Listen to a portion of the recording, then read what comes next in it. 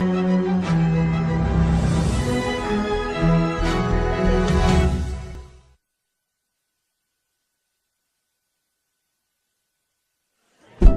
you pick San Francisco to shoot your special? This is one of the best towns to ever do comedy, and this is the most historic venue you got as far as comedians are concerned, because Lenny Bruce ripped it down here. All the best came through the Bay. What about Richard? What about Robin Williams, Carlin, Mooney? You don't necessarily have to be the biggest star. As long as you come with it and people coming out, they like to see live performances because it's a savvy audience. San Francisco, are you ready?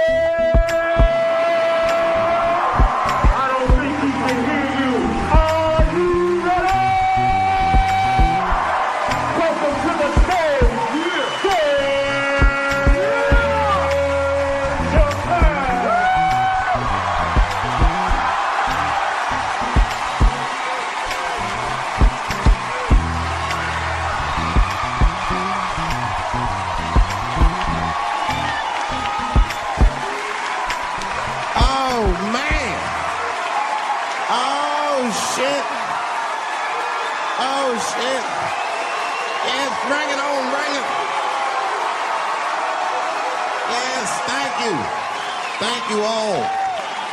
Thank you for coming. God damn. I did it big this year. From cable, nigga, goddamn. Thanks for coming out and thanks for making a nigga feel comfortable in the gayest place on earth. You guys got Disney World jealous out this motherfuckers. Man, I didn't really think it was that gay at first. I was like, what is everybody... Because when I was coming out here, everyone was like, man, that place is really gay. So what the fuck is everybody talking about? It's not so gay. And then I wandered into that Castro. God dang, I said, this is America's anus right here. This shit is deep. Went to that Tenderloin. It was nothing tender about that motherfucker at all. That shit was rough. The opposite of tender. I have never seen crack smoked so casually before. These niggas was sitting in front of Starbucks smoking crack and drinking coffee. I said, this is off the hook. Talking about politics.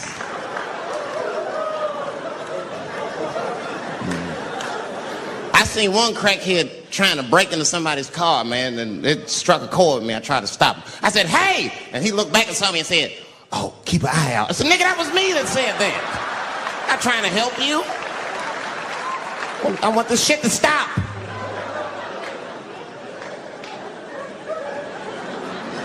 Crackheads are like that. I had a crackhead break my car window one time. Broke it.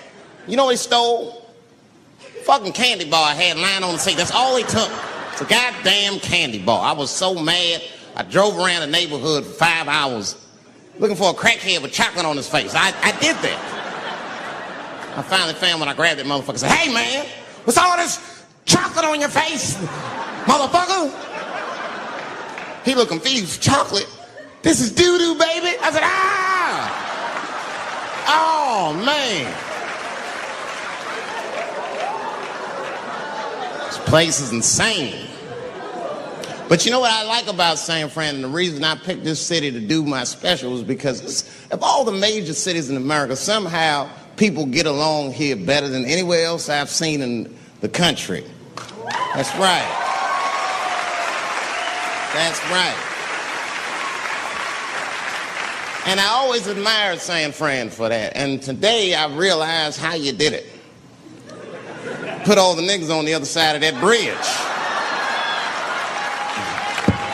There's nothing, this shit ain't happy on that side. You leave San Francisco like, bye, thanks for coming to San Francisco. Come back in April, we're having a sale on Birkenstocks.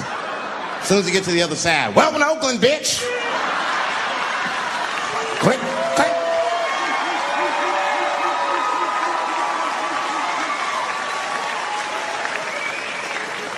It's fucking crazy. But it also feel like it's an East Coast city in the West Coast. You guys got subways and shit. I'm scared of public transportation. I was on a bus that was held hostage. 45 minutes. It wasn't life-threatening. I don't want to give you that impression. It was a dude jerking off, but the shit was scary, son. It was scary. It was right before it happened, I was on the bus smoking a cigarette. It's a long story. It's not the coolest shit I ever did. And people freaked out. Sir! Sir, put that goddamn cigarette out, okay? This is everybody's air, sir. I flicked it. I didn't want any trouble. And just at that moment, coincidentally, this homeless dude, out of nowhere, pulls his dick out. Started beating off. And I was furious. Because nobody said shit to this guy. They were just looking like, oh my God.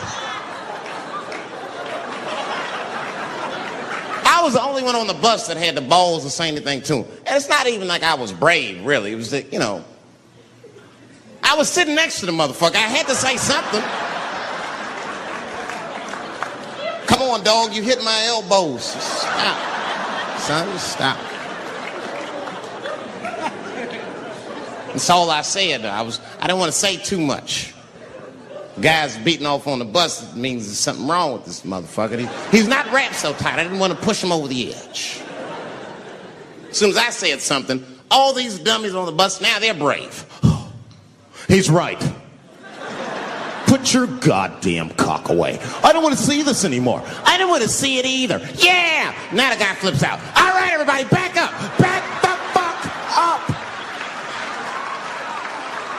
I tried to be nice about this. Now everybody freaks out. Oh my God, it's a biological attack. Oh.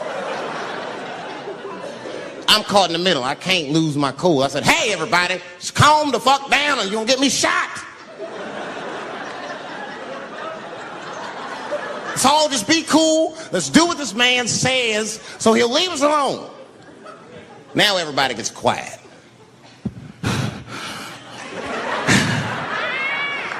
That's better. That is better. And then he started walking up and down the aisles. He was terrorizing us.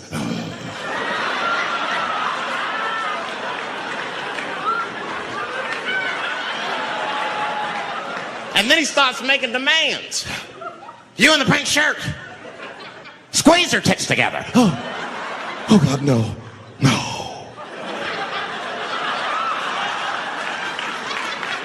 You, stick your finger in your butt. Why? Oh God, why is this happening? Oh God, oh God.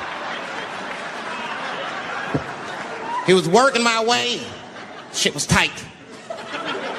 Just that minute.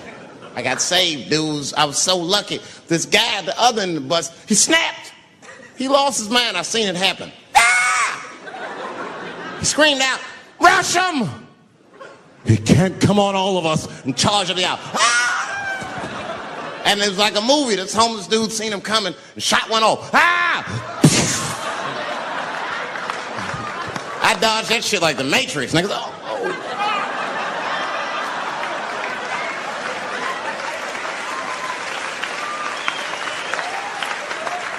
The guy behind me wasn't so lucky, y'all. No!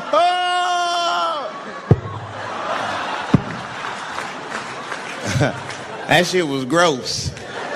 It didn't kill him, but I'm sure that fucked his day up. You're not gonna have a normal day if a homeless dude busts a nut on your forehead and 8:30 in the morning. That's a wrap on the rest of the day. Ah! This guy was freaking out. It burns! Oh! Oh! Oh! Everyone was standing around looking at him. Even the homeless dude felt bad. I guess he was finished. He came back to his senses. Oh, this is my stop. I said, relax, motherfucker. I had to say something. Relax. Oh, I can't. I got AIDS. I know it. I said, you can't get AIDS from a homeless dude busting a nut on your forehead. That's not how it spreads. I don't even know if that's just true. That's just what I told him, man. He was so scared I had to say something. I don't know where AIDS comes from. Who the fuck knows? Scientists don't even know. Scientists still say AIDS started because somebody had sex with a monkey. Word. If After all this research, this is the best explanation that you came up with, mother? Nobody fucks monkeys and people, you idiot. You either fuck monkeys or you fuck people. That's it. There's no in between. You're not gonna get some monkey pussy on Tuesday and then be like, oh, let me call Charlene on Thursday. No. Once you fuck a monkey, that's a firm decision. I'm out of the human pussy game for good. It's ridiculous. You act like monkeys are just as open as waiting for people to fuck them, man. It's ridiculous. But the monkeys don't want to be fucked by people. Think about it. Think how hard it would be to catch a monkey and fuck it. That's ridiculous.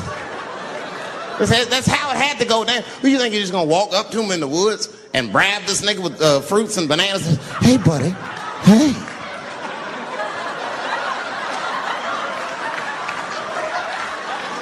Yeah. There you go, buddy. Yeah.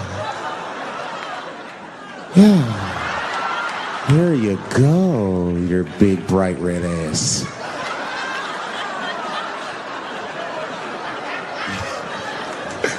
It's big, bright red booty. You know how strong a monkey is? Would rip your dick off like the celery stalk. It's there. Throw that shit in the tall grass to never be seen again. I'll tell you what happened, but I can't say it directly. There's a book to me that encapsulates my entire experience before I left the show. And the book is called Pimp. It's written by a guy named Iceberg Slim. Here, bring it up here. This is Matthew. Matthew is from France. He's white.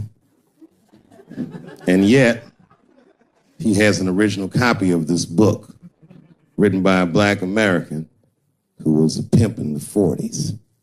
Iceberg Slim, his real name was Robert Beck. He got the name Iceberg because he was in a bar in Chicago and there was a shootout in the bar and a bullet went through this nigga's hat and he still finished his drink. Pimps love shit like that. They said, man, you ice cold. And he said, I like that. And it stuck. This book is so heavy in the front. It has a glossary of pimp terms because the ideas are so foreign to the American ears. For instance, do you know what the phrase mileage on a hoe means?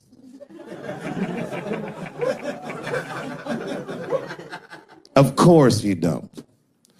Mileage on a hoe is a very wild concept. It means that pimps understand there's a finite amount of bad shit a person can do before they'll lose their fucking mind. And a good pimp can look at a woman that he's never seen before and call it, she's good for 500 fucks. That's her mileage. Anything over that, that bitch is gonna spill. They do it to you. Why the fuck you think most of us work from 9 to 5? 9 to 6 might kill a bitch.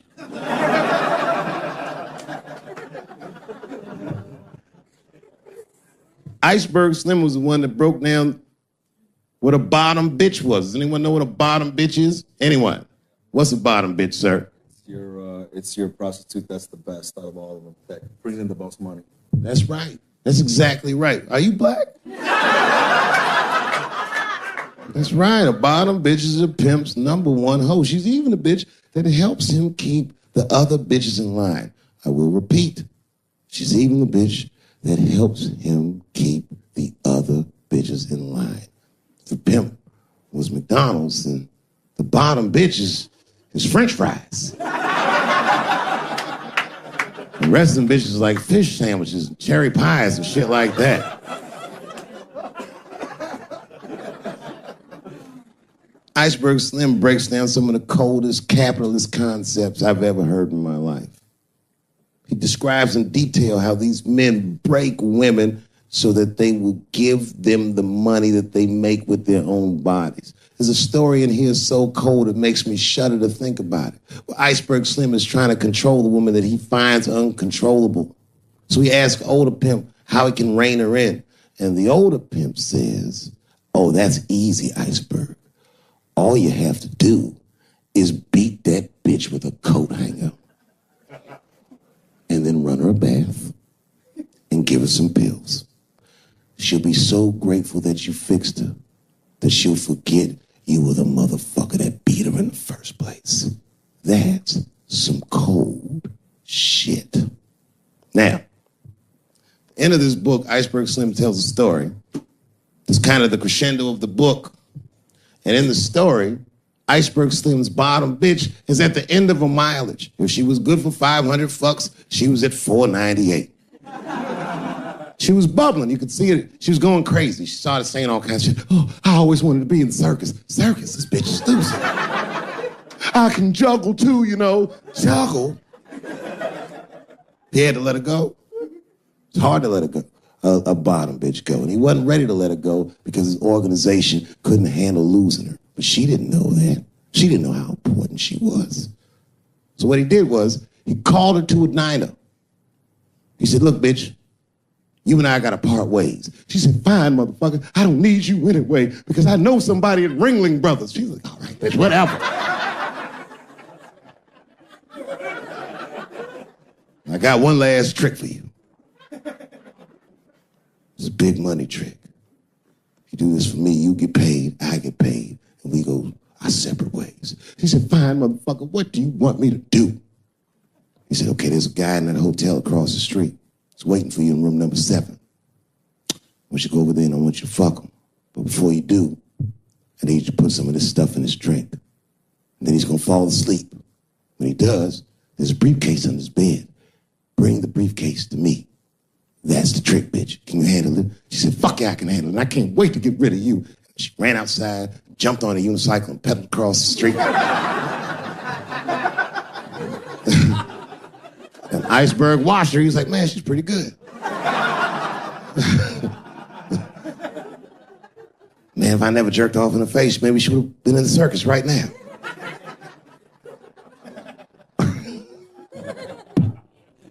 And she runs up to the motel steps and she disappears in room number 7. And she's gone for a real long time. Real long time. So long, in fact, that Iceberg got a little worried. But then, suddenly, she came back. He said, what's going on, bitch? Where's the briefcase? She said, I didn't get it, Daddy. He said, what do you mean you didn't get the briefcase, bitch? What's wrong with you? She said, oh, I did everything you said, but that man don't look right. Something wrong, Daddy. He said, what do you mean something's wrong, bitch? Did you put that stuff in his drink? She said, I did everything you said, Daddy. I put all of it in his drink. He said, wait a minute, bitch. Wait a minute. You put all of it in his drink? Now he had to see for himself. So the two of them go across the street to the motel and they go into room number 7. And on the bed, laying lifelessly, is the white man that she was supposed to fuck.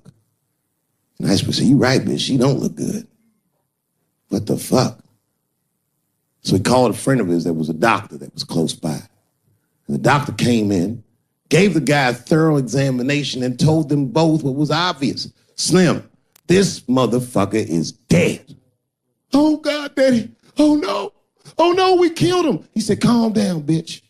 We didn't do anything. You killed this motherfucker. And then he reached under the bed and he grabbed the briefcase. He popped it open. It was filled with money. More money than any of them had ever seen. And Iceberg took a little bit of the money and gave it to the doctor, and the doctor left discreetly. All right, bitch, let me think. I can fix this for you. I know somebody I can call. But if I call him, I'm gonna owe these motherfuckers a big favor. Oh, God, Daddy, please. I don't want to go to jail. Neither do I, bitch, so will you shut up? She picked up the phone. She heard him mumbling on the phone a little bit.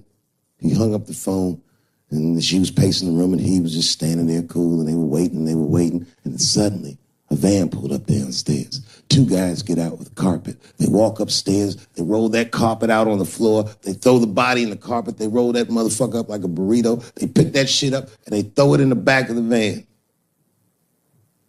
They come back up, and Iceberg opens the briefcase again and gives them a little money. He says, I'll get in touch with you guys later. They say, you're not going to get in touch with us at all. We'll find you. He said, whatever, nigga. And they bounced.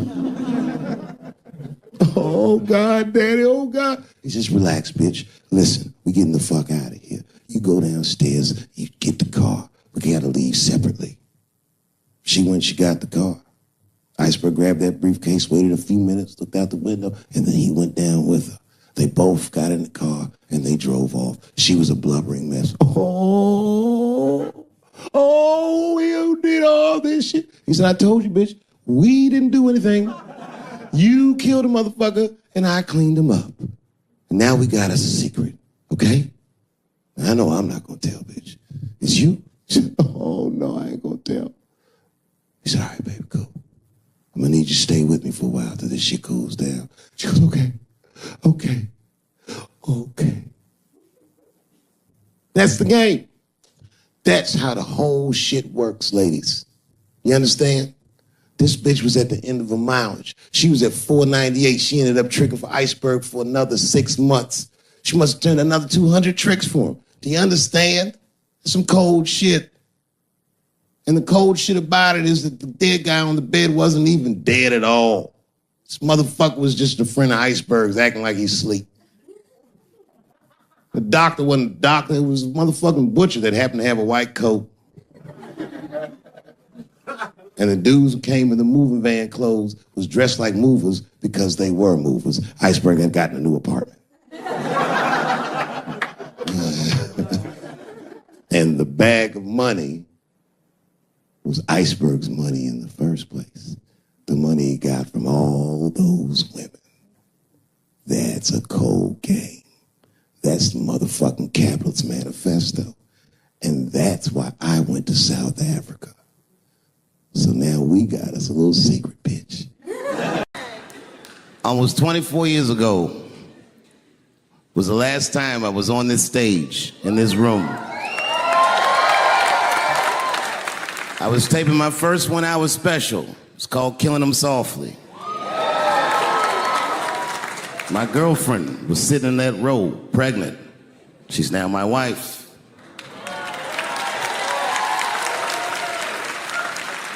The baby that she was carrying, my first child, I smoke weed with that nigga now.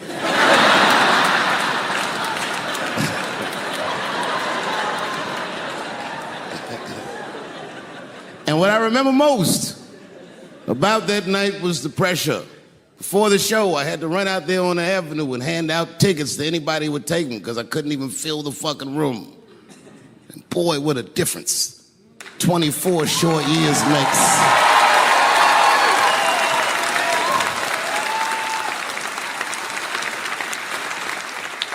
And right before that time, my father had died. He never lived to see me do it.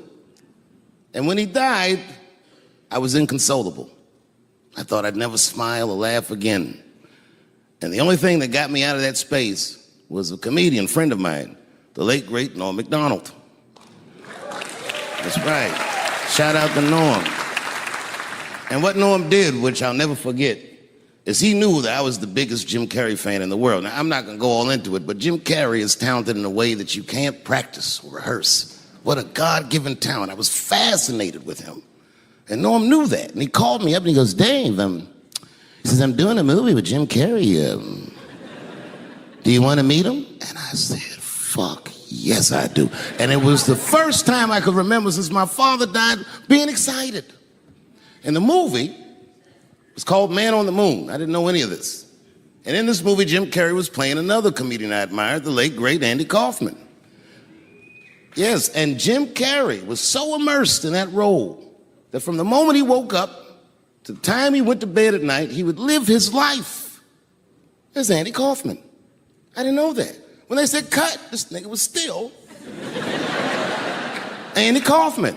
So much so that everybody on the crew called him Andy. I didn't know any of that. I just went there to meet him, and when he walked into the room where we were supposed to meet, I screamed, Jim Carrey! And everyone said, no! Call him Andy. And I didn't understand. And then he came over and he was acting weird. I didn't know he was acting like Andy Kaufman. Just like, hey, how you doing? And I was like, hello. Andy? Now, in hindsight, how fucking lucky am I that I got to see one of the greatest artists of my time immersed in one of his most challenging processes ever. Very lucky to have seen that. But as it was happening, I was very disappointed. Because I wanted to meet Jim Carrey, and I had to pretend this nigga was Andy Kaufman all afternoon. And he was clearly Jim Carrey. I could look at him and I could see he was Jim Carrey. Anyway, I say all that to say, that's how trans people make me feel.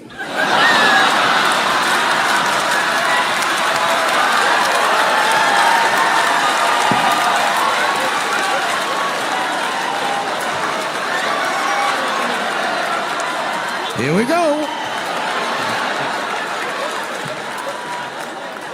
Now, if you guys came here to this show tonight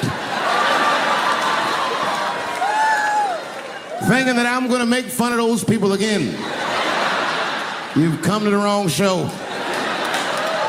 I'm not fucking with those people anymore. It wasn't worth the trouble. I ain't saying shit about trans people. Maybe 3 or 4 times tonight, but that is it. Tired of talking about them. And you want to know why I'm tired of talking about them? Because these people acted like I needed them to be funny. Well, that's ridiculous. I don't need you. I got a whole new angle. You guys will never see this shit coming. Transgenders are gangsters. I used to do business with a transgender in Hollywood. Man, everybody would be scared of her in the boardroom. She'd walk in there, newly minted woman, high heels, purse. Wouldn't say anything to us, just walk around the conference table looking mean as shit.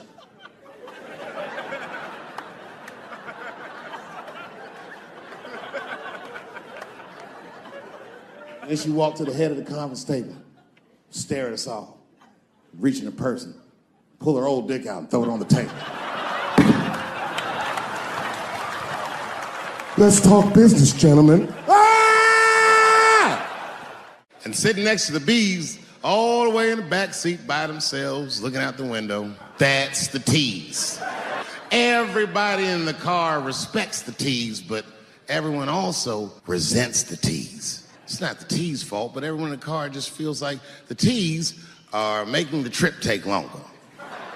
Anything the T's say gets on everybody's nerves. And then the T's don't even say anything bad. They should be in the back talking to themselves. I'm hot. Shut up. Shut the fuck up, okay?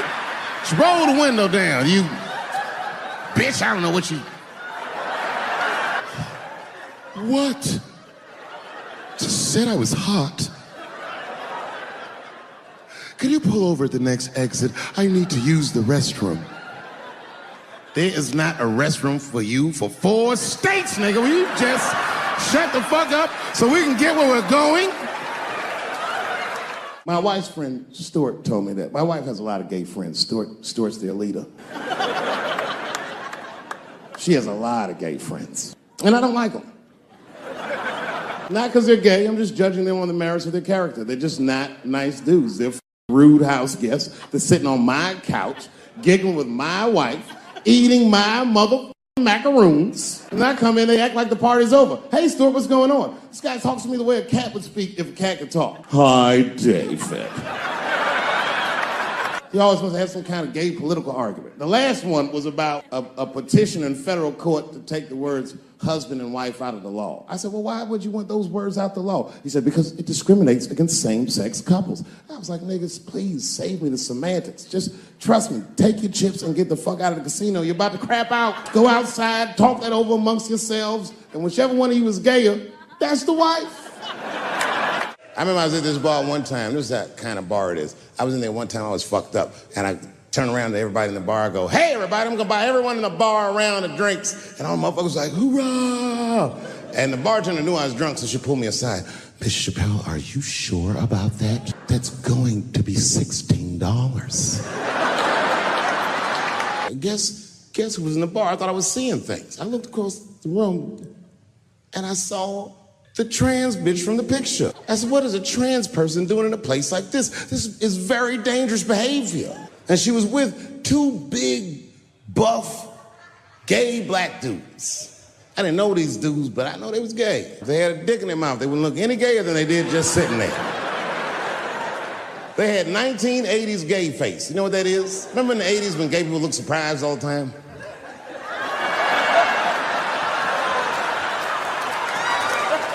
Stewart educates me about this movement, you know what I mean? I didn't even know shit about it. He told me it's called LBGTQ.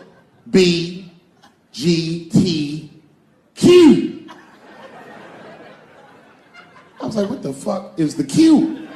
Does that even make sense, Q? Turns out Q is like the vowels. That shit is sometimes Y. It's for gay dudes that don't really know they're gay. You know what I mean? Like prison fags who are like, well, I'm not gay, nigga. I'm just sucking these dicks to pass the time. I'm not G, I'm Q. Ugh.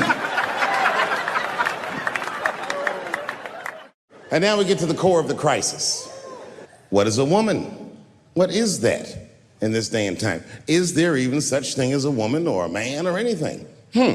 Seems to be a question nowadays. Now listen, women get mad at me. Gay people get mad at me. Lesbians get mad at me. But I'm gonna tell you right now, and this is true. These transgenders, these niggas want me dead. I've gone too far. I've said too much. And I gotta tell you, I'm very worried about it. I'm not even joking. Every time I come out on stage, I be scared. I be looking around the crowd, searching for knuckles and Adam's apples to see where the threats might be coming from.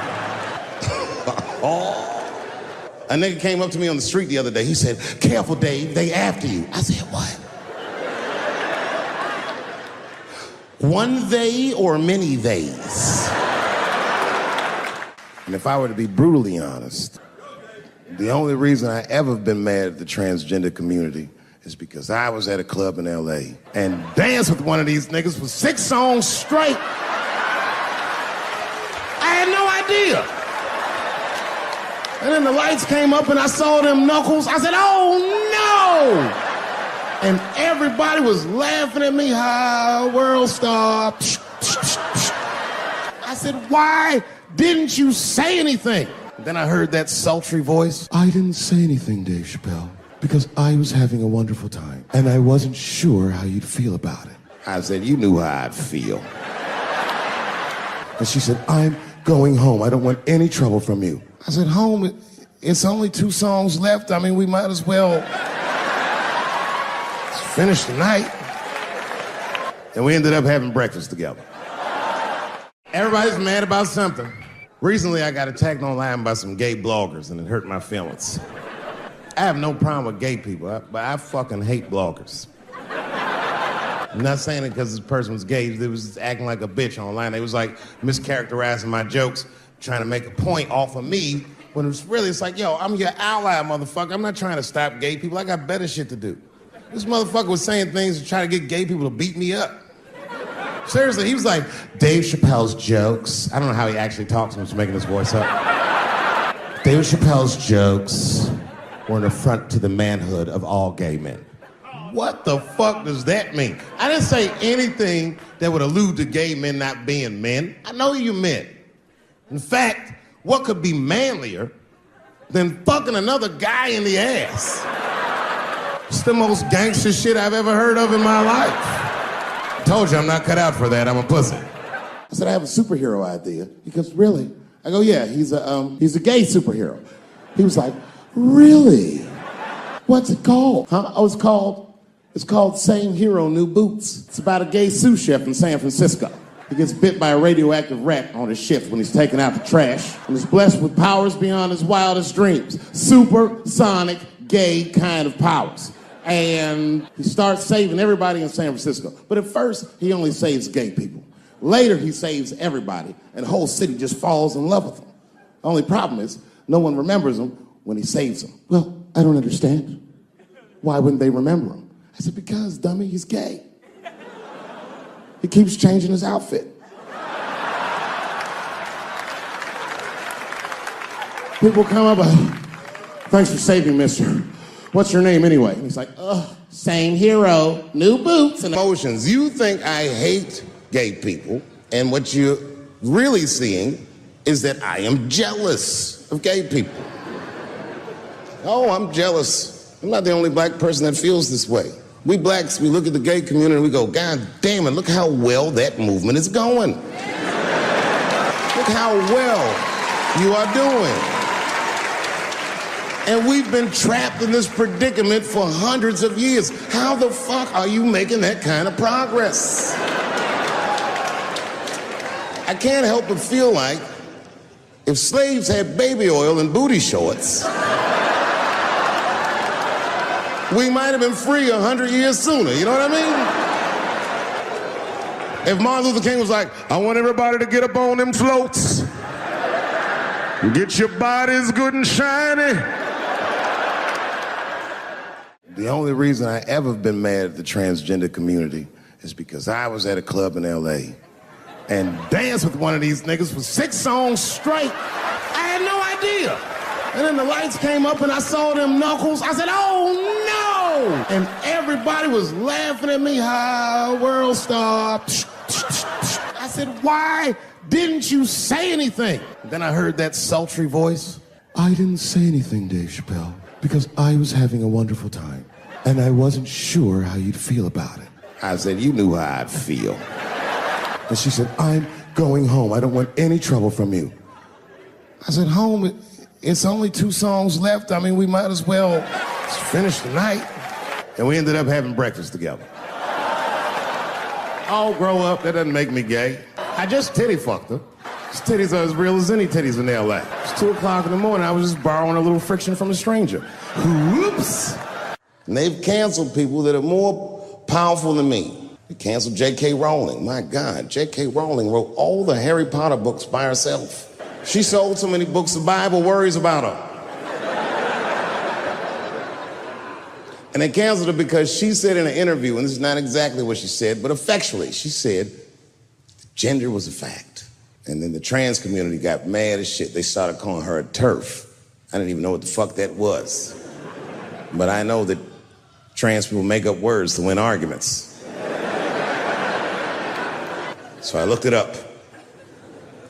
TERF is an acronym. Stands for Trans Exclusionary Radical Feminists. This is a real thing. This is a group of women that hate transgender. They don't hate transgender women, but they look at trans women the way we blacks might look at blackface. It offends them. Like, ooh, this bitch is doing an impression of me. I came in the club minding my own business, and a woman came up to me. She goes, oh my God, Dave Chappelle. And I was just being reciprocally nice. Hey, miss, how are you? Blah, blah, blah. Benign talk, nothing to it. And all of a sudden, this lesbian fellow stepped between us. Hey, nigga, that's my girl. I said, yo, my man, back up like that. She said, I ain't backing up off shit, nigga, that's my girl. I said, bro, you're gonna have to give me 3 feet like this. She said, stop calling me a man, motherfucker. I'm a woman. I said, what? And then I looked deep in this nigga's cheekbones. I said, oh my God, you are a woman. It was just too much for me to even wrap my mind around. But I tell you what, I unballed my fist immediately and I softened my posture so that she would know she's in no danger. I even changed the tone of my voice. I said softly, sweetly, like a pimp might say. Bitch, I'm about to slap the shit out of you. You know who I feel real bad for is Indians. Everybody feels bad for Indians. They get dogged openly because everybody thinks they're dead.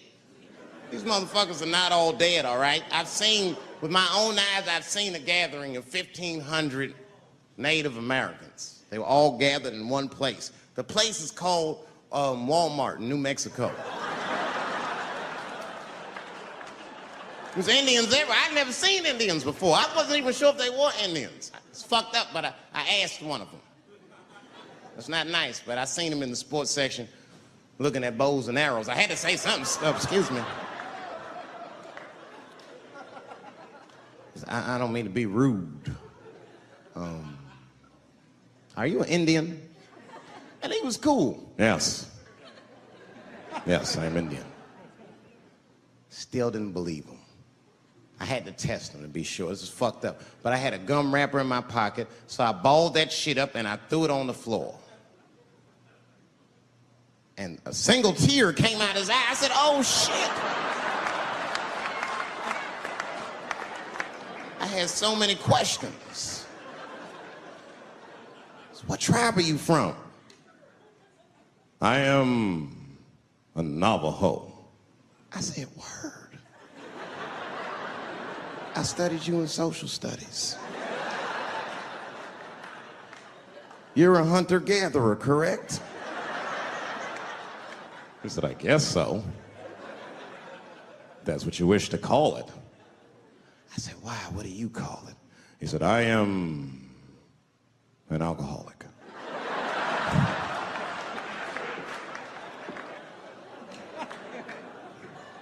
I said, well, what's your name, dog? He said, please. Dog is my cousin. That was a good guess. My name is Running Coyote. What is your name, friend? And that shit caught me off guard. I mean, I didn't want to say my name was Dave to a motherfucker named Running Coyote. This don't feel good enough. He just put me on the spot. I said, huh? My name, what? Oh, my name's Blackfeet. Then I changed the subject. Forget about me. What's going on with you? I want to meet your chief. Why don't me, you, and your chief and your friends get together tonight? We could have a real live peace pipe smoking ritual. We need to celebrate, nigga. I thought you were dead. And he set it up. It was beautiful. It was just like I dreamed. We was all sitting around. Them Indians was beating the drum. Some other Indians came out the back with a long blanket that was folded in half and put in front of us. Open that shit up, and on the blanket was a long wooden pipe with feathers.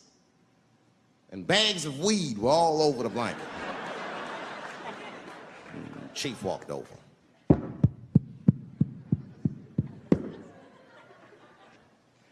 The big ones are 50. The little ones are 25. And these are 10.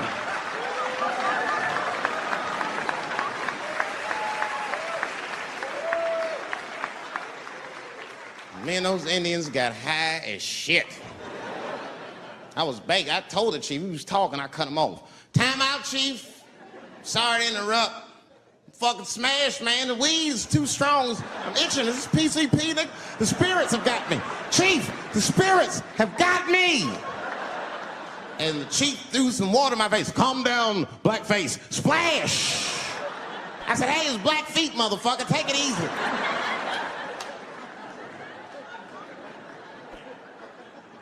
Blackfeet, you're welcome to stay amongst me and my tribe for the night until the spirits leave you. And they gave me my own teepee to sleep in, which sounds nice. I personally felt like it was a little fucked up, you know, because they all had houses, man. It's like, why can't I sleep with y'all in the house and watch TV? Nigga, I can't be on this grass all night.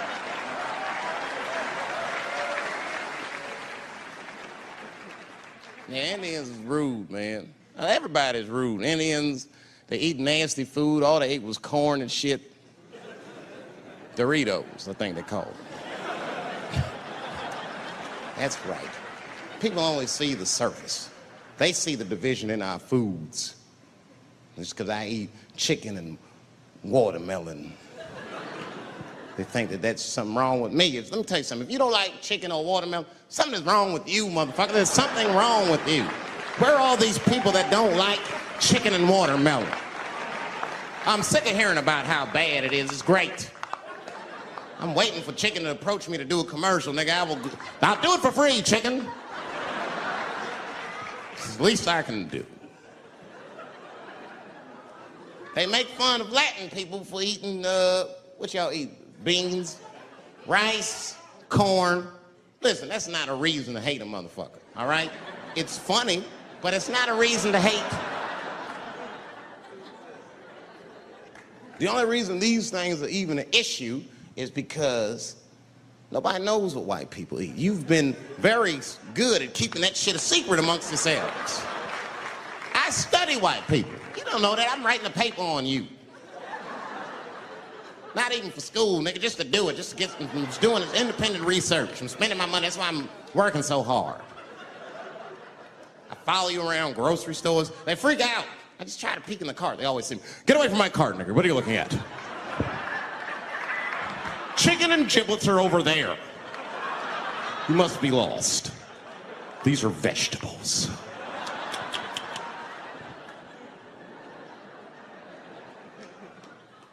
I know what you drink. See how quiet it got? Grape juice. Surprise, motherfuckers, you didn't know I knew about grape juice, did you? Oh, don't play dumb with me. Looking, what is it? A lot of black people don't have the privilege of knowing about grape juice because they have great drink. It's not the same formula that you get. Ain't no vitamins in that shit. You might have one of your black friends over. Todd, would you care for a glass of grape juice? What? Nigga, what the fuck is juice? I want some grape drink, baby. It's purple. I don't think I know what a grape drink is. What? I have some apple juice if you want. What the fuck is juice? I want some apple drink. Scream.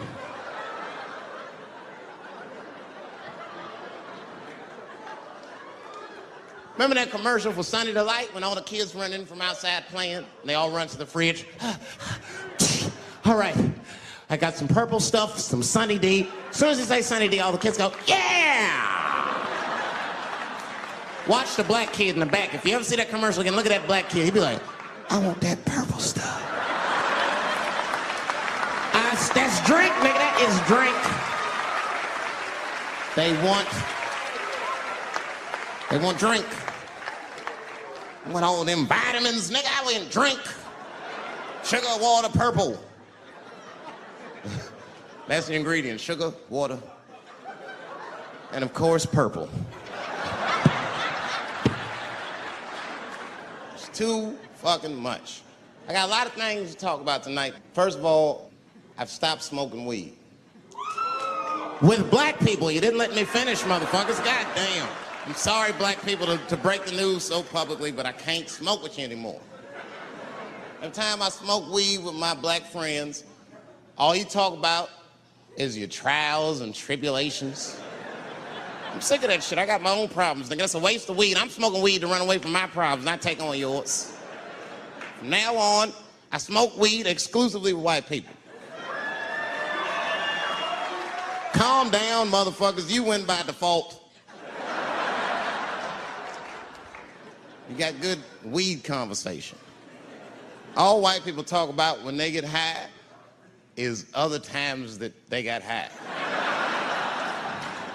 I can listen to that shit all night. Dude, remember at Frank's last week? It's fucking smashed, man.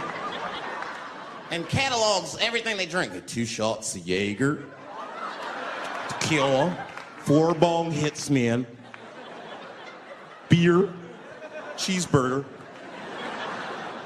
That shit is great. Only bad part is you cannot pass out around white people.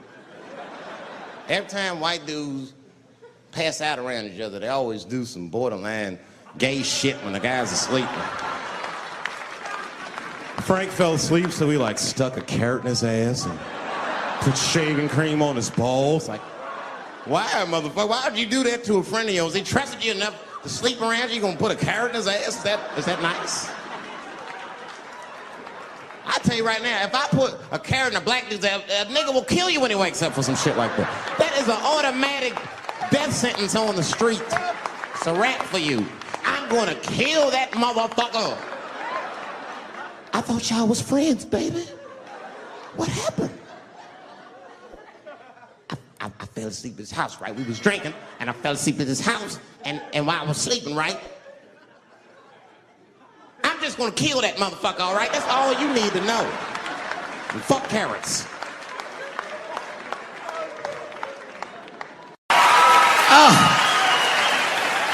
I'm goddamn sick of it. This is the worst time ever to be a celebrity. You're gonna be finished. Everyone's doomed. Michael Jackson has been dead for 10 years, and this nigga has 2 new cases.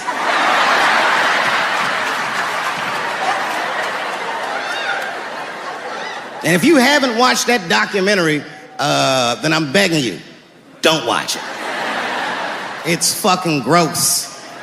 I felt like HBO was sticking baby dicks in my ears for 4 hours straight. Really nasty shit. I don't want to know all these things. Turns out, Michael Jackson allegedly likes a long gander at the anus. As they said, he stares at people's buttholes. That's what they said. That's how gross the documentary was.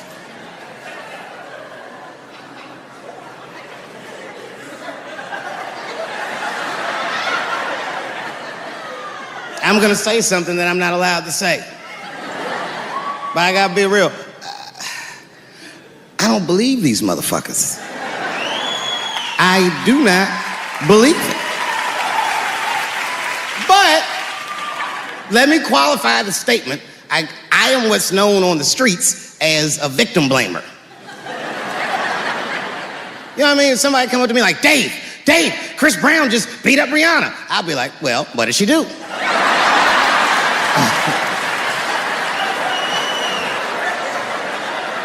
Dave, Michael Jackson was molesting children. Well, what were those kids wearing at the time?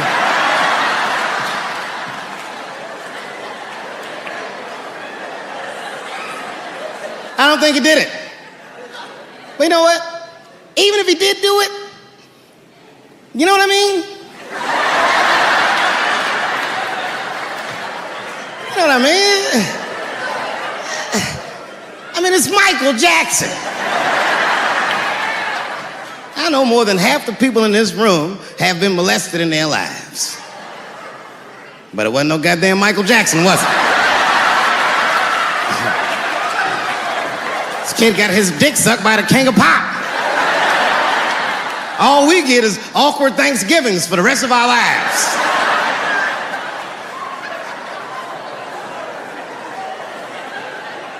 You know how good it must have felt to go to school the next day after that shit?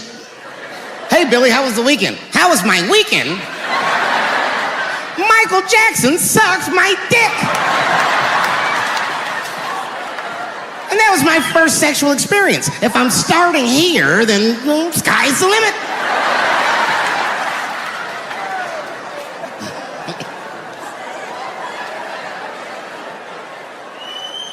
I know it seems harsh, but man, somebody's got to teach these kids. There's no such thing as a free trip to Hawaii. He's gonna want to look at your butthole or something.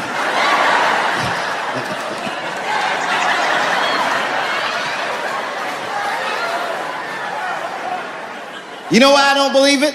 You know why I don't believe it? Because if Michael Jackson's out here doing all this molesting, then why not Macaulay Culkin? Macaulay Culkin said in an interview that Michael Jackson never did anything inappropriate with him or even around him. Think about that shit. You know, I'm not a pedophile. But if I was, Macaulay Culkin's the first kid I'm fucking, I'll tell you that right now.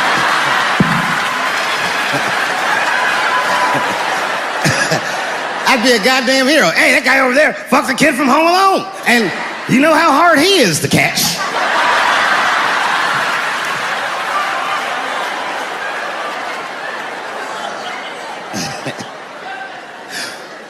My mind's telling me no.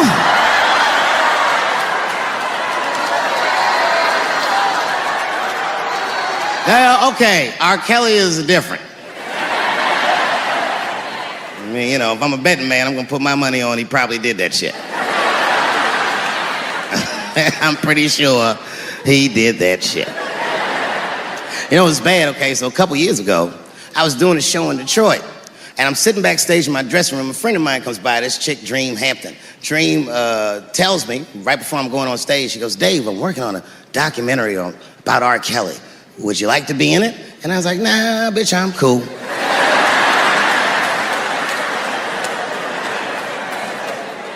I went on stage, I just forgot about the shit. And then 2 years later, the documentary comes out, Surviving R. Kelly. And when it comes out, Dream's promoting the shit, and she keeps bringing me up. She said, I asked Dave Chappelle to be in my documentary, and he said it was too hot for TV. Bitch, I did not say that. It does not even sound like how I talk. Oh, that's too hot for TV? I would never say that shit.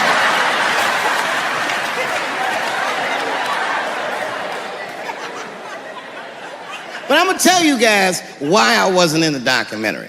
There's a very simple reason, and I cannot stress this point enough. The only reason that I didn't do it was because, and it's very important,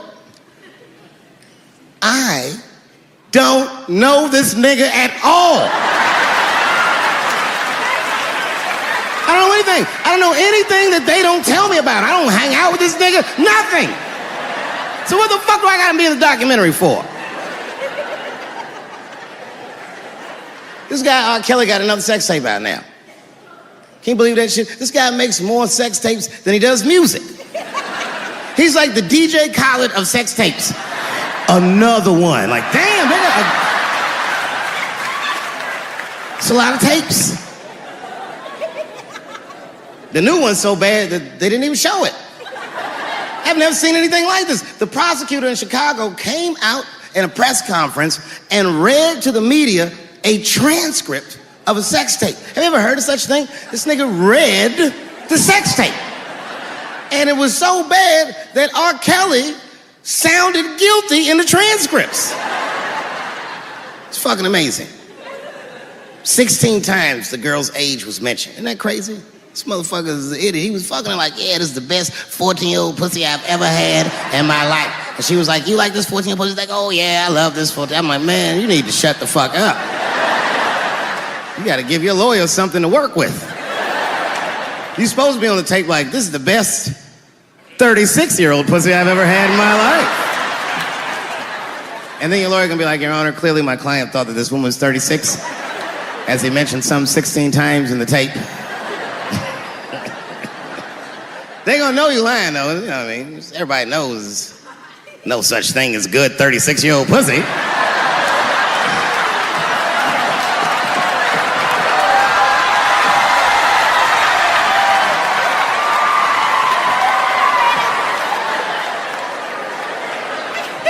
Doesn't matter what I say.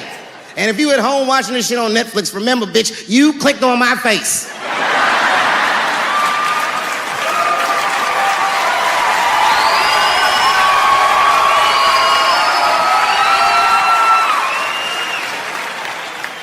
Thank you very much for being here. But before I start tonight, I just wanted to read a brief statement that I prepared. I denounce anti-Semitism in all its forms. And I stand with my friends in the Jewish community. And that, Kanye, is how you buy yourself some time.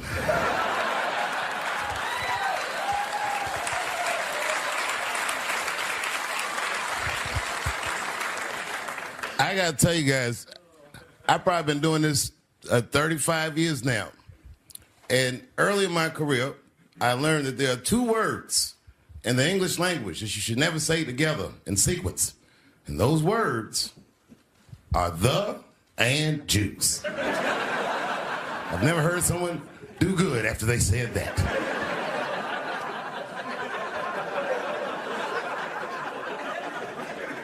Kanye's gotten into some scrapes before. Normally when he's in trouble, I pull up immediately. But this time I was like, you know what? Let me see what's gonna happen first. Just want to see where this is all going. I can't even remember how it started. Vaguely, I remember it started with a tweet, strange tweet. It was like, I'm feeling a little sleepy. I'm gonna give me some rest, but when I wake up, I'm gonna go DEFCON 3 on the Jews. And then he just went to bed. I was up all night worried. What is he gonna do to the Jews?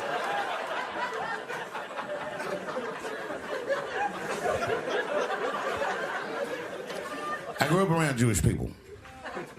I have a lot of Jewish friends. So I'm not freaked out by your culture. I know a little bit about it just from hanging around. I'll be like, yo, let's go out at school tomorrow. They'll be like, we can't go out. It's Shanana tomorrow. I'll be like, where? What is Shanana? I had so many questions. Why do some of your people dress like Run DMC?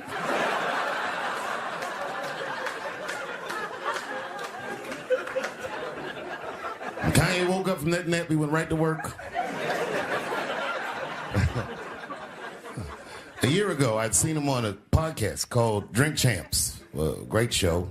And it was an amazing appearance. Noriega and them were there, the rappers that I love, and they all had their gold chains and stuff on. And Kanye said, only millionaires wear chains. They said, what? He said, I'm a billionaire. Billionaires don't wear their money on their body. I tucked my chain and I said, oh, snap. That's right. It was a good appearance. It was fun and funny. But when he woke up, he went on Drink Champs again. This time, he was on one. He was mad about something. He said, I can say anti-Semitic things, and Adidas can't trap me. Now what? Adidas dropped that nigga immediately.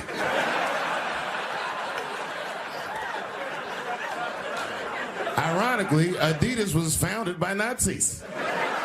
And they were offended. I guess the student surpassed the teacher.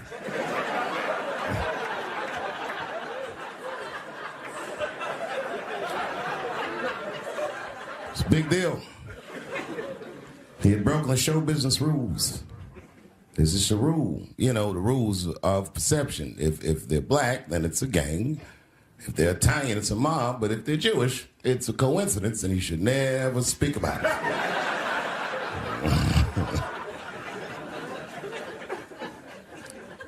Kanye got in so much trouble, Kyrie got in trouble.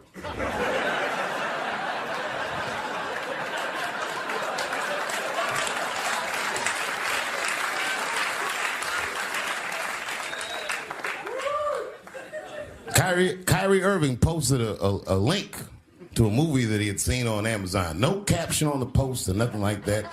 But apparently this movie had some, I don't know, anti-Semitic tropes or something. And it was some weird title like From Hebrew to Negro or something.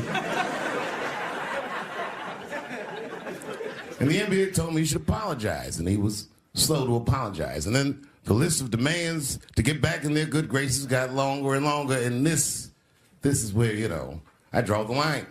I know the Jewish people have been through terrible things all over the world, but you can't blame that on black Americans. You just can't. You know what I mean?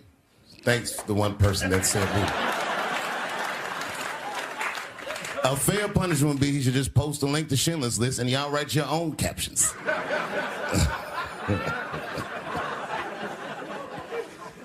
Kyrie Irving's black ass was nowhere near the Holocaust. In fact, he's not even certain it existed.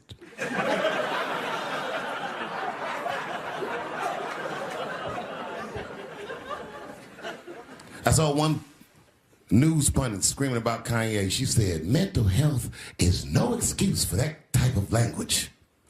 Yes, it is, bitch. You can kill somebody if you're mentally ill. Listen, okay, I don't think Kanye is crazy at all. I think he's possibly not well.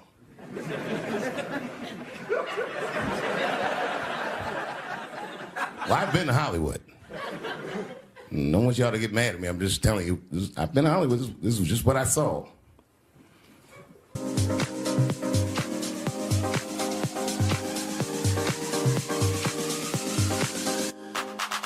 Whatever you do, don't fall for me. Don't put your trust in me. Don't even lie for me. I want you, honey. I don't get you. It's a lot of juice. Like a lot. But that didn't mean anything. You know what I mean? There's a lot of black people in Ferguson, Missouri. Doesn't mean we run the place.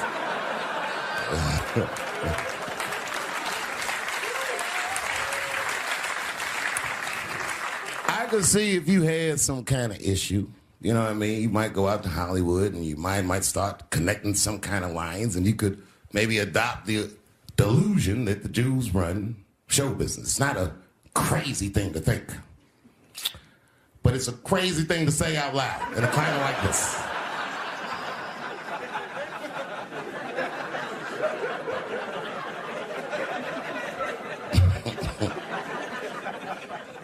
Now the midterms are over in this crazy climate, and I got to tell you, I feel like this midterm, like all of humanity, depends on it. And it's an ominous sign. The most ominous sign of the midterms, I believe, would be Herschel Walker, who I don't want to speak badly of because he's black.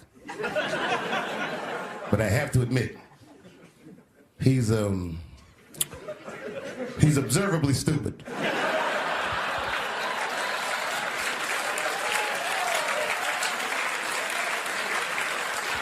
Even when he's not talking, his mouth be open a little bit like.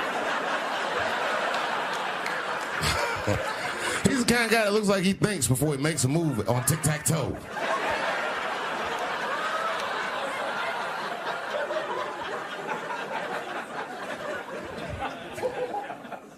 And I'm watching the news now, they're declaring the end of the Trump era. Now, okay, I can see how in New York you might believe this is the end of his era. I'm just being honest with you. I live in Ohio amongst the poor whites.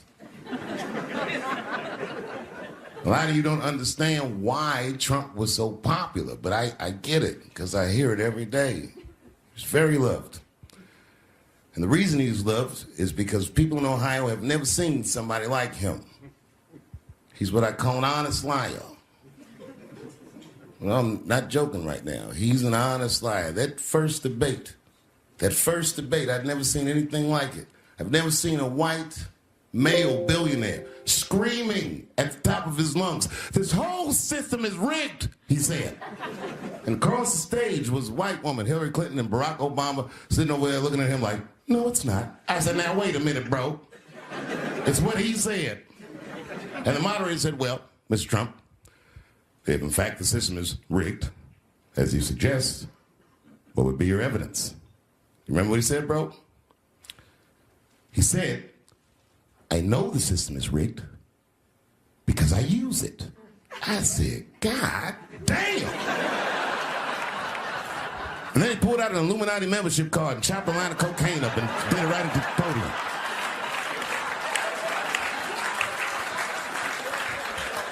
No one had ever heard someone say something that true. And then Hillary Clinton tried to punch him in the taxes. She said, "This man doesn't pay his taxes." He shot right back. "That makes me smart." A couple years ago, I was in Ohio at a shopping mall. An old white lady, this is true, she was following me around the mall, which sounds paranoid, but I'm sure she was following me. Mean lady, too. You ever see a woman with lines on her face that just tell you, like, even if she smiled, it looked like it would hurt the muscles in her face? I knew she was following me because she was at places that had nothing to do with her. I'd be looking around like, what is this old bitch doing in GameStop and Foot Locker and all the places I like to go? Every time I see her, she'd just be looking at me on me. And eventually I forgot about her. So then after I'm shopping, I go all the way to the back of the parking lot. I'm parked all the way in the back. And as soon as I open my car door, I hear a voice go, "David Chappelle." Just like that. I didn't even have to look. I knew it was her. And I looked back, and sure enough, there she was, that face. To be honest with you, she probably wasn't even that old. She's probably around my age. But she was a white woman. This bitch looked terrible. I kept my cool. I was nice. I said, "Hello, miss." And she didn't say anything back. All she said was, "I watch your comedy." I said, "Uh-oh." And then she says, "It's true." She goes, "It sounds to me like you hate women." I said, "Well, you know what, miss? It's art. And you're free to interpret this art however you'd like. But I can tell you, as the maker of this art, that I don't believe that I feel that way." And she said, "Well, I think," and I said, "Shut up, bitch. Shut the fuck up. Before I kill you and put you in the trunk. Ain't nobody around here."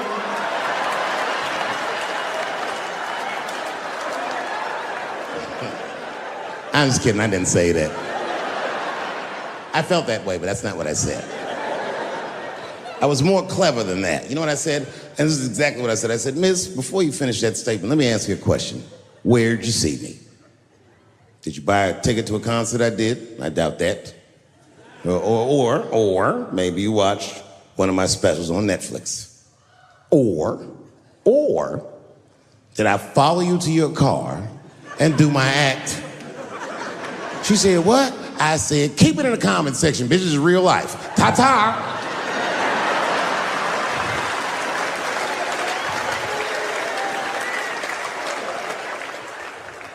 And then I drove off.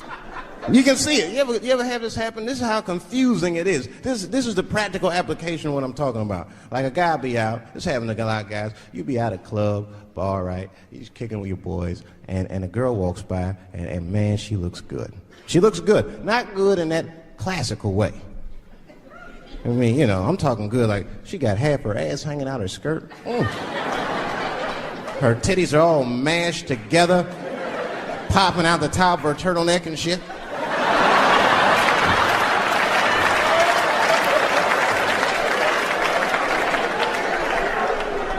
And you with your buddies, right? You with your buddies, you got a couple drinks in you, and you see a girl like this, you might try to talk to her. This might not come out right. I don't know what you say, but damn, look at them titties! Right?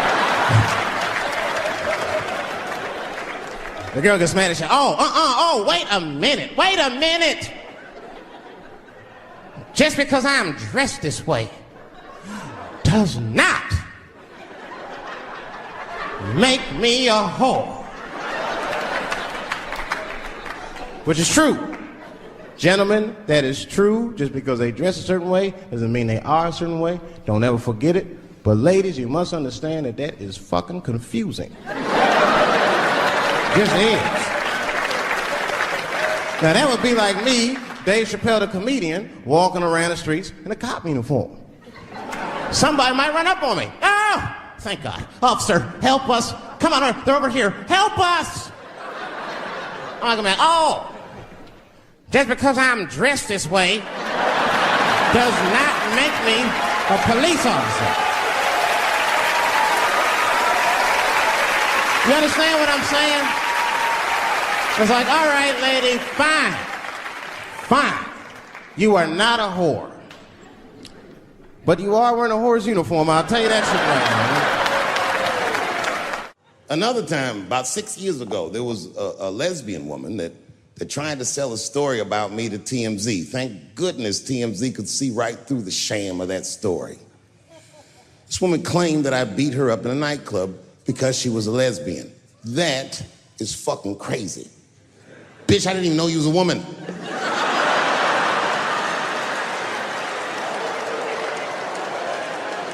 Thank God TMZ didn't believe that. Because I did beat the shit out of her, I'm not gonna lie. It was her fault, I had no choice. I came in the club minding my own business, and a woman came up to me, she goes, oh my God, Dave Chappelle. And I was just being reciprocally nice. Hey, miss, how are you? Blah, blah, blah. Benign talk, nothing to it. And all of a sudden, this lesbian fellow stepped between us. Hey, nigga, that's my girl. I said, yo, my man, back up, like that. She said, I ain't backing up off shit, nigga, that's my girl. I said, bro, you're gonna have to give me 3 feet like this.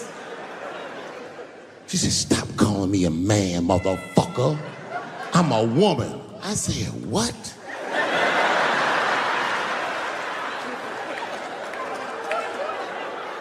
And then I looked deep in this nigga's cheekbones. I said, oh my God, you are a woman. It was just too much for me to even wrap my mind around. But I tell you what, I unballed my fist immediately, and I softened my posture so that she would know she's in no danger. I even changed the tone of my voice. I said softly, sweetly, like a pimp might say. Bitch, I'm about to slap the shit out of you.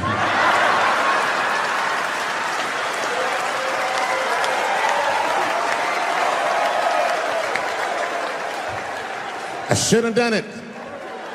Oh, I wish I didn't say that. She dropped that foot back. Boop. She was in a perfect southpaw stance. Her shoulders were angled correctly. Her head movement was good. I said, oh no! This bitch boxes for real. She threw a wild hook at me and I saw it coming from yesterday, so I slipped it like this. I had no choice. I had to go to work. I let that jab go. You should have seen me go, nigga. I tenderized them titties like chicken cutlets.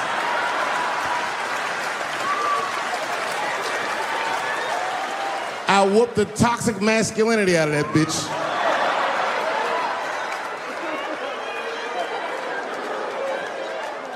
I'm sorry, ladies. I got a fucking Me Too headache. Y'all is killing me right now.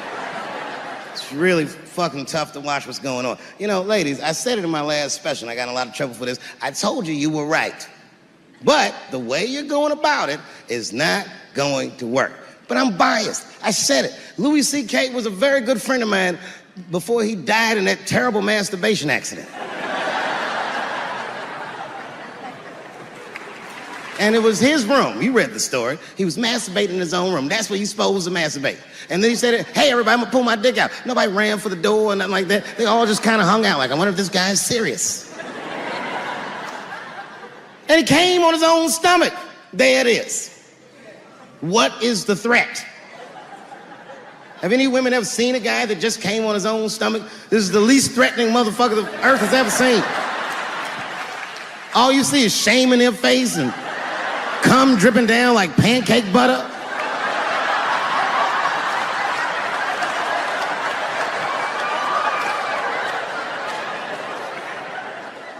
He didn't do anything that you can call the police for. I dare to try. Call the police on him. Hello, police? Yes, I am.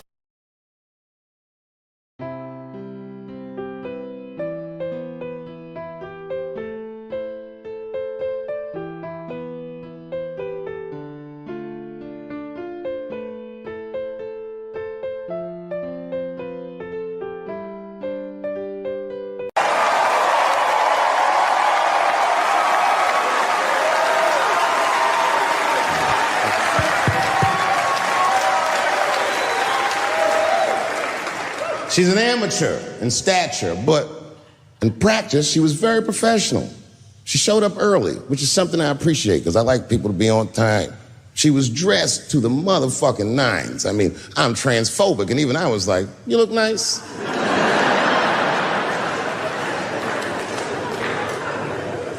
Went up on the stage with all the swag of a professional comedian, grabbed that mic and walked right down the middle and looked at the crowd like a gangster. Man, you should have seen her work. This bitch bombed for 45 minutes straight. And I am not exaggerating, young man. That show was terrible. Stunk. Stunk. And then she brings me on, and you know, I was like a glass of water after a handful of salt. The crowd was happy to see me. I was killing it. But here's what impressed me. Any other comedian I've ever seen, if they had bombed as bad as she did, would have snuck out of the back of the theater and went home and cried or something. And she didn't do that. Not only did she not leave, she found a seat right up in front. You know, when a new comedian watches an experienced comedian in comedy, we call this taking class. And this bitch took my whole class. She sat up there and was laughing as hard as she always laughs, as if nothing bad had even happened to her. And I saw her show. Something bad happened to her.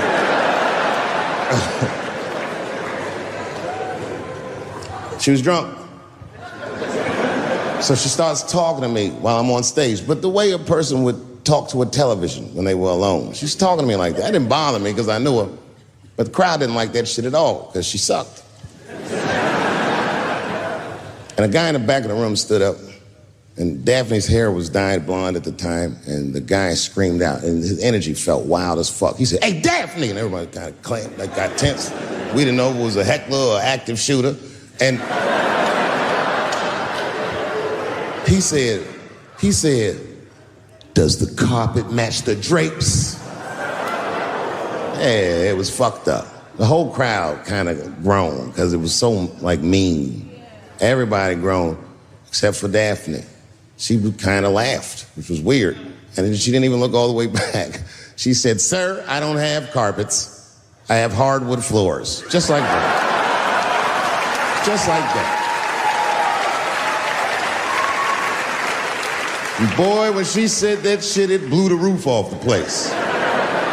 Cut through all the tension. With that one joke, she made up for 45 minutes of a stinker of a show. And after that, she could do no wrong. And I kept on rocking. She kept on talking to me. And then the show became something cooler than a show. Just became like a conversation between a black man and a white trans woman, and we started getting to the bottom of shit. All them questions that you think about that you'd be afraid to ask, I was just asking them, and she was answering them, and her answers were funny as shit. The crowd was falling out of their chairs. And at the end of the show, I go, oh, Daphne, I said, well, that was fun. I go, I love you to death, but I have no fucking idea what you're talking about. The whole crowd laughed, except for Daphne. Now she looks at me like I'm not her friend anymore. Like I'm something bigger than me, like I'm the whole world and a guy. And she said, I don't need you to understand me. I said, what? She said, I just need you to believe, just like this, she goes, that I'm having a human experience. And when she said it, the whole crowd kind of gasped. And I gave it a Fight Club look. I said, I believe you, bitch. Because she didn't say anything about pronouns. She didn't say anything about me being in trouble. She said, just believe I'm a person and I'm going through it. And oh, I believe you because it takes one to know one.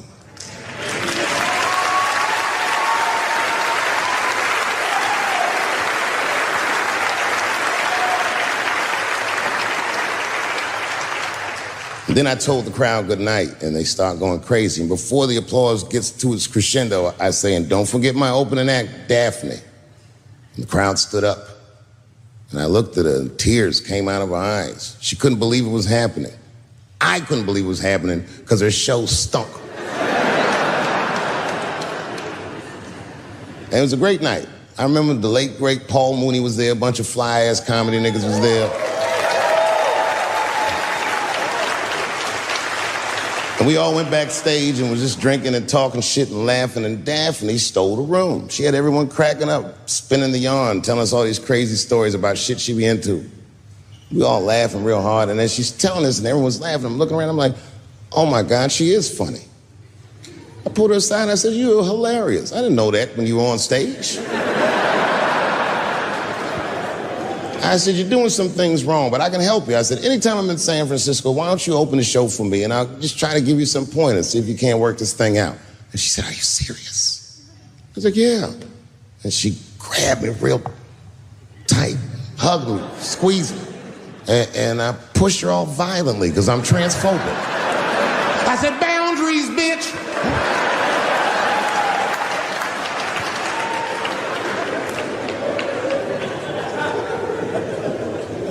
When Sticks and Stones came out, a lot of people in the trans community were furious with me, and apparently they dragged me on Twitter. I don't give a fuck, because Twitter's not a real place.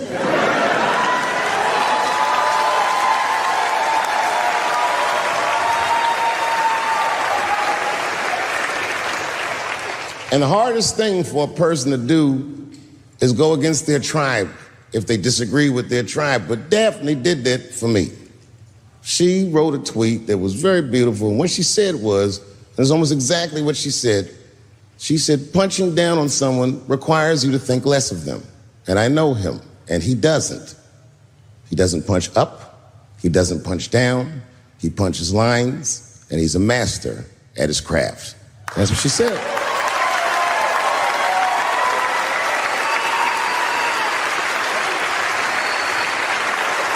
Beautiful tweet. Beautiful friend. It took a lot of heart to defend me like that. And when she did that, the trans community dragged that bitch all over Twitter. For days, they was going in on her, and she was holding her own because she's funny. But 6 days after that wonderful night I described to you, my friend Daphne killed herself. Oh, yeah. It's a true story. My heart was broken. Yeah, it wasn't the jokes. I don't know if it was them dragging her. I don't know what's going on in her life, but I bet dragging her didn't help. I was very angry at them. I was very angry at her. I felt like Daphne lied to me. She always says she identified as a woman, and then one day she goes up to the roof of a building and jumps off and kills herself. Clearly, only a man would do some gangster shit like that. Hear me out. As hard as it is to hear a joke like that, I'm telling you right now, Daphne would have loved that joke. That's why she was my friend.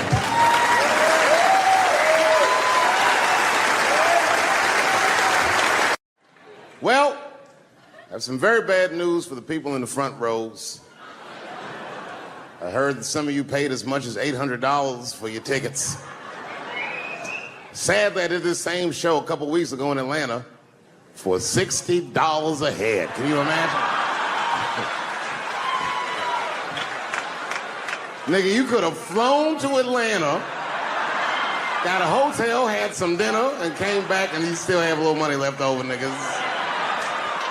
Paid way too much just to see me in this gay-ass neighborhood. All right, let me roll up my sleeves and tell these pussy jokes. Will told me to say there hasn't been this many pussy references in this room since Cats was here. Boy, I gotta tell you, man, I've been doing this set all week, and boy, I've been telling these jokes, and sometimes niggas look like they're in actual pain over the jokes. None of it's that bad to me, but I understand why it could hurt some people's feelings. So tonight,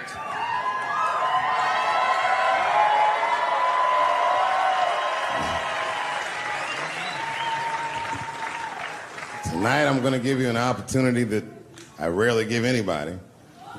I'm gonna let you say whatever it is you need to say to my face, or ask me whatever it is you wanna know. But there are no dumb questions allowed. If you ask a stupid question, you'll be asked to leave. Nah, I'm just kidding, go ahead. Everyone relax, come on. Oh yes, sir, in the front. 2 questions, how often do you write, and can I have a cigarette? All right, first, you may have a cigarette, but remember, this is not jail, motherfucker. This lady right here. I have a question. Do you remember this scene?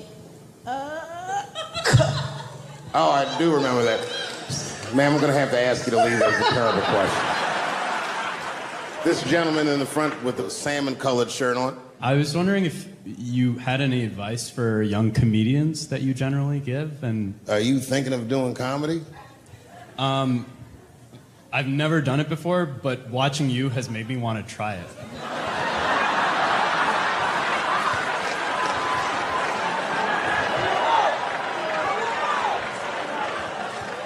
I don't know if that's an insult or not. It's a compliment. It's. I mean, niggas don't say I've never done brain surgery, but it looked a lot easier than I thought. I'm teasing. All right, here'd be my advice. Okay, I don't know how comedians start nowadays, right? But what I would suggest is just start. And once you start, you can't really stop, no matter what happens, no matter how bad it gets, no matter what people say. You know what I mean? Because comedy is weird like that. You know why I hate watching other comedians do comedy? Not because I hate other comedians, but because I love comedy so much. It's like watching somebody else fuck your girl. And I say, fuck her better than that. Yes, you on the aisle up there, the lady with the long... Yes, you standing up, I see you. My favorite book of all time, The Narrative of the Life of Frederick Douglass.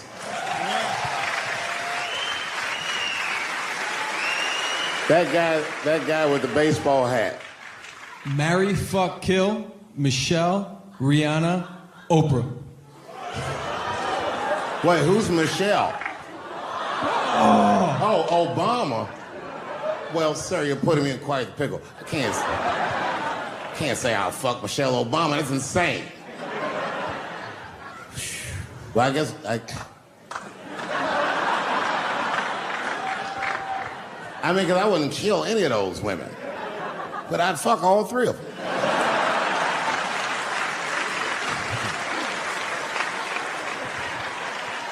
The gentleman in the blue Oxford standing up. Tell us the story with Charlie Murphy. Tell a story about Charlie Murphy? Or your favorite. Boy, there's so many good Charlie Murphys. You know, the thing with Charlie Murphy is he used to just make us laugh all the time.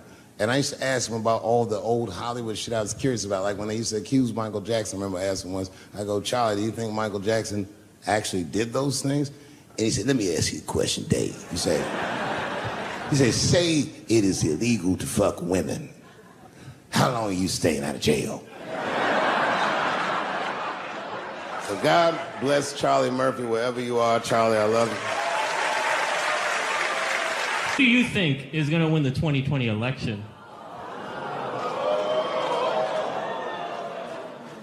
All right, I'm going to put a pin in this, but I'll tell you right now, fella, I don't know, but I think Trump has a better shot than a lot of people would like to think. I'm just saying, it all depends on how the left talks. The way we're talking is not going to win the fucking ball game. Donald Trump's over there on the right, grabbing handfuls of pussy. Joe Biden can't even smell hair over here. Fuck this side. All right, man, go ahead. Thank you so much for this show. And How old are you? 25. 25? Yeah. Boy, don't let R. Kelly see you. He's gonna pee on you by accident. Oh, my bad. I thought she was 15. Yuck. I'm totally joking. I'm sorry. My question is there anything you've learned from another comedian that you feel like will stay with you for life? I tell you what, miss, that's a good question. Yes, is the short answer. A longer version of it is this. I was raised by comedians. I started doing stand-up when I was 14. The other day, I went to a comedian's funeral, and I realized as we was putting this motherfucker in the ground that these people are at least as influential to me as my family. I rock with these niggas till the wheel falls off. We fight and we fuss and we are jealous of each other and we get mad at each other, but my life wouldn't have been what it was without each and every one of them, and I consider them my family. That's what it is. Still hadn't figured out exactly how to say what I wanted to say, but I was doing pretty good, and I was doing some Me Too jokes, and a woman stood up from the audience and she was crying. Clearly, it was a white woman. She says to me, you can't say that. It's 200 seat room, it's a very small room. I'm like, what the fuck are you, like, miss, are you okay? What are you doing? She says, you can't say that. I said, yes, I can, it's my show. I'll say whatever the fuck I want. The crowd's like, ooh, like this.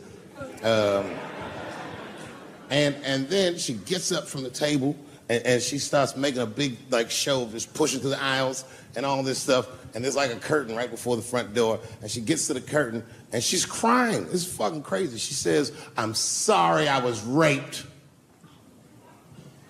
It's a fucking comedy club. It's like loud farting getting out of an elevator.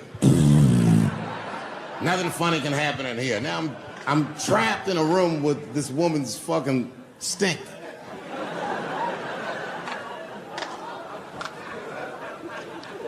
And I say, miss, it is not your fault that you were raped, but it's not mine either. Ta-ta, bitch, like this.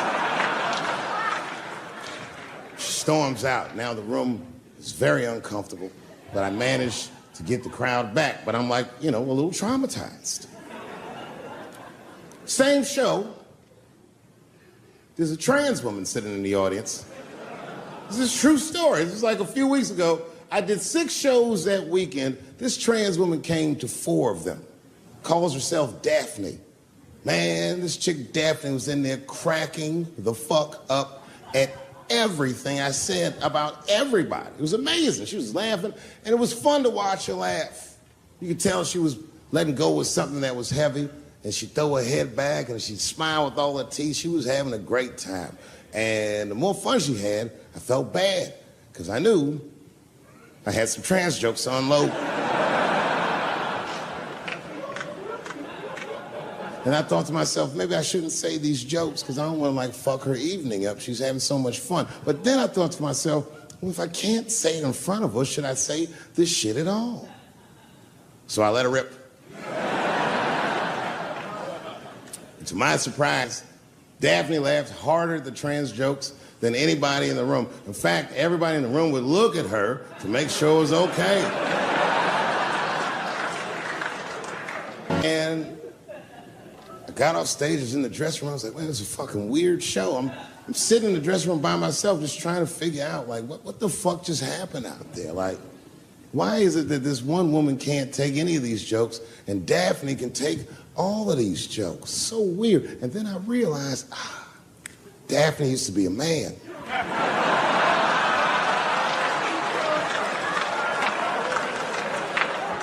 So now I go out of the dressing room and like you can see like all the staff was there like cleaning the club up, the audience had gone, and sitting at the bar by herself was Daphne. And she's like, hey, Dave, come join me for a drink. And I don't want her to think that I'm transphobic or nothing, so I'm like, fuck, I guess I could have at least a drink. And we get some tequila and we're sitting there. And she was fucking cool. Turns out that Daphne, she wants to be a comedian. She was asking me for advice, and I told her advice and all that shit. And then she says to me, she says, boy, you sure do get a bad rap for your trans jokes. I said, Daphne, thank you, but you don't have to say that. I hope I didn't offend you. She goes, no. She said, in fact, I read about you in the New York Times. I said, you did? She said, yeah. She said, I thought it was interesting that they blamed you for R. Kelly. They said you normalized him for telling jokes about him. I go, yeah, they said that. She goes, I wonder why they never said that you normalized transgenders by telling jokes about us. And I'd never thought about that. It never occurred to me. And we started making out. And then like, I reached up just to see what it felt like. I was like, what?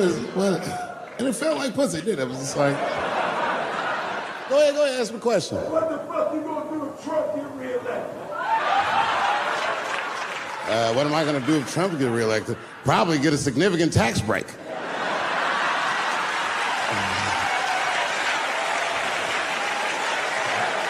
Hey, you wanna know why I don't even talk about Trump in my show? Because that motherfucker is not the hokey pokey. He is not what it's all about. There's millions of people that put him in power, and the ideas that he puts forth are not his own. He's singing poor white people's greatest hits. So why the fuck would I worry about him and not the other millions? Really, you know who I'm gonna vote for next time if things keep going the way it's going is that gay dude. No, Mike Pence. It's a safe place where I could tell some jokes. And I find out that this comedian I know, Chris Tucker, who's in all those Rush Hour movies, I find out that Chris is in San Francisco too at some charity event. So I call him, I'm like, yo, I just saw you at some charity event. I said, I'm doing a show at the Punchline, why don't you come by the club after your event? He's like, cool, Dave, I thought you was dead, nigga, I'll come by. He says, is it okay if I bring some friends? Because, you know, I'm with a lot of people. I go, man, you Chris Tucker. You can bring whoever the fuck you want. And then I show up to the club late that night, and I walk into the dressing room, and sitting in the dressing room is Gavin Newsom, who at the time was the mayor of San Francisco, but now he's the governor of California. And sitting next to him was Kamala Harris, who at the time was the DA of San Francisco. Now she's the senator from California that's front running on the Democratic ticket. And sitting next to her was Al Gore. It's fucking weird. And sitting next to Al Gore was the guys from Google, Sergey, and I don't know how to say these. All right. And it was Chris Tucker and Ben Jealous, who at the time was the president of the NAACP, who was all just at this big charity dinner, and Paul Mooney was drinking scotch. And we all was just in there. And, you know, at first I was a little uncomfortable when we started talking, and we all got along really well. At some point, Kamala Harris says to me, she goes, you know, a friend of mine is announcing his candidacy for president tomorrow. I went to college with him. I'm like, what? I go, Barack Obama? She goes, you've heard of him? I'm like, yo, I just read about this dude. And she goes, yo, yeah, blah, blah, blah, we talking. She goes, you know what? She says, let's call him on the phone. I said, what the fuck? And she picks the phone up and she dials and she's listening like this. And she goes, this is voicemail. And she gives me the phone, she goes, leave him a message. You know, I didn't know what to say. I just said what you say to any black dude that's running for president. You know, stay low, running a zigzag pattern, this kind of shit.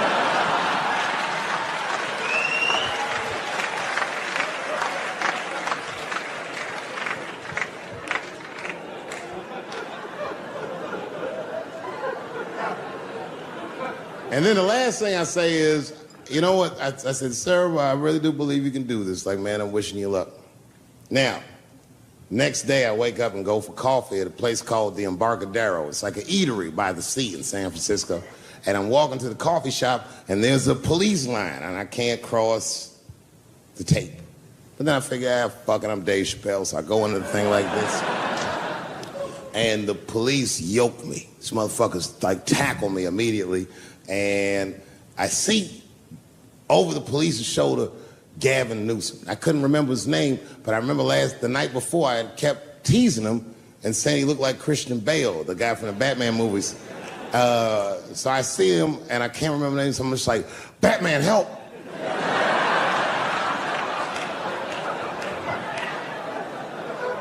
And he stops, he's like, Dave? And then the police see that the mayor knows me, so they all like, oh, sorry about that. And he's like, hey, back up, everybody. And he just picks me up. He's like, I'm really sorry about that. I'm like, I'm fine, don't worry about it.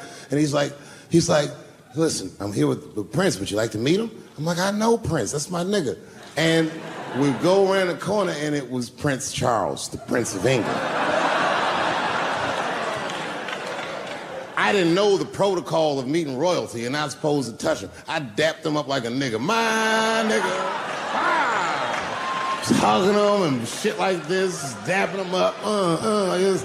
And that nigga was cool too. I was like, it's really fucking weird.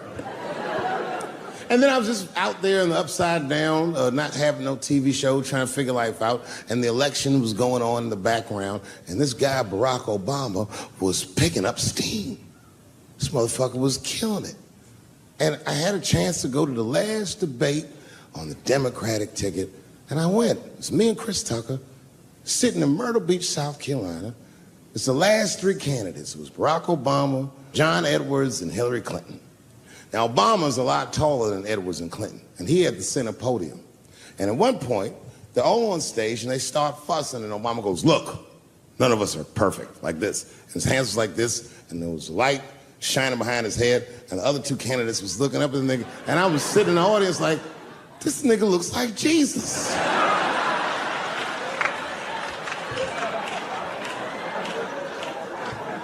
And I realized in that moment that I was looking at the next president of the United States. I was certain of it. I couldn't explain it, but I knew what I was seeing. And I got really excited. And I'm not that kind of guy. I said, I gotta meet this motherfucker. So I stayed. They were all on stage doing interviews, and I just waited. I was waiting and waiting, and then John Edwards was done with his interviews first, because everybody knew he wasn't gonna win. And I see John Edwards, and I said, hey, Senator Edwards, I just want to say hi. And that motherfucker looked at me like, I'm like, fuck you, nigga, you gonna lose anyway. And then he left, and then Hillary Clinton just walked by me in one of them Steve Harvey suits.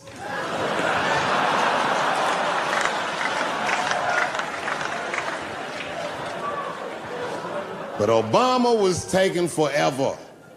Everybody wanted to talk to him. When I knew the media saw exactly what I saw, there was no question about it. That was the guy. I waited and I waited, and finally, it must have been over an hour and a half, he finishes his last interview. He's like, well, thank you very much. Good talking to you. And he turns around, and we make eye contact. He sees me, and when he sees me, he looks over, he goes, Dave Chappelle. And Obama did me the same way I did Prince Charles. He dapped me up, and he like bro hugged me, and he pulled me in, and I'll never forget this. He said in my ear, I got your message. Thank you very much, New York City. You know what I said? That's all I said. First of all, I'll tell you right now what I said. And I will tell you that this was not a joke. It's a true story. And I just happened to tell it. All right, what happened was I went to a gallery party, all right? I don't know who in here has ever been rich before, but these are very nice parties. You know, wine and cheese and ball of conversation. And there was a few eccentric types, one of which was a very wealthy man that happened to be wearing a dress. I don't know what you call him, man. This is a tranny or a drag queen, perhaps. Whatever it was definitely a man. And this man was definitely on drugs. I don't know what kind of drugs he's on, but I knew he had too much. He didn't look good. It's like this. He's like, he looked sick. And all his friends were standing around him, concerned, trying to revive him. I don't know whether it looked like some kind of gay CPR. There was fanning and shit.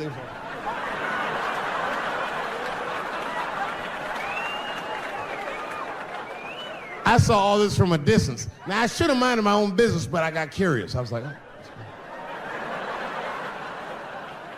And I went over there. All I said, excuse me, gentlemen, is he okay? And then they looked at me like I was evil. She is fine. I said, word? Oh. I'm sorry, I didn't know this is what we were doing. Here's my thing. I would support anybody's right to be whoever they feel like they are inside. I'm your ally in that. However, my question is, to what degree do I have to participate in your self-image? Is it fair that I have to change my whole pronoun game up for this motherfucker? That doesn't make sense. Seriously. If I put on an Argyle sweater and I'm like, hey everybody, I feel like a white guy in this sweater and I want some goddamn respect and a bank loan. That's not gonna work. Give a fuck how I feel. Why should I give a fuck how you feel? Nigger is a pronoun. But there was no time for philosophical debate. This was an emergency situation. I said, fine. Sorry, guys. I was just worried because she looks terrible. She just fell off the bench. Appears that her dick is popping out of her dress. You mind if I call an ambulance, champ? I'd rather not be at a party where a tranny ODs. There's too many questions to answer.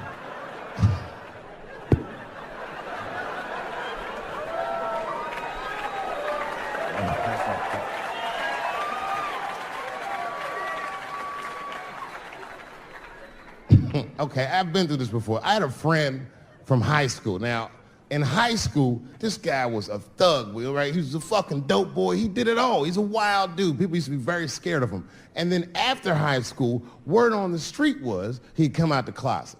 I personally didn't believe it. I bring him up because last year, he calls me out of the blue like, yo, what's up, man? I got your number from so-and-so, and I heard you're going to be in New York doing a show. Could I get some tickets? I was like, fuck yeah, get some tickets, man. How you been? He said, well, we'll catch up at the show, man, but yo, I appreciate it. I'll see you soon. I said, all right, man, take care. And I was about to hang up, and I couldn't resist. I was just like, hey, nigga, I heard you was gay. What's going on with that?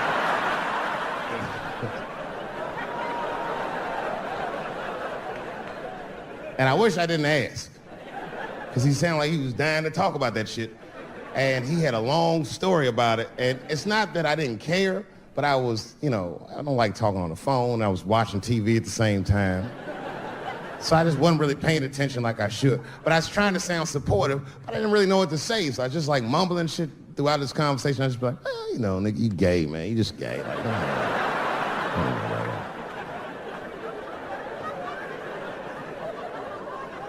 This went on for a while, and then finally I had to say something like definitive to get him off the phone. And I was like, hey, man, you know what? Don't let people get you down, all right? And the next time someone tries to make you feel bad about yourself, just remember, everybody fucks funny to somebody.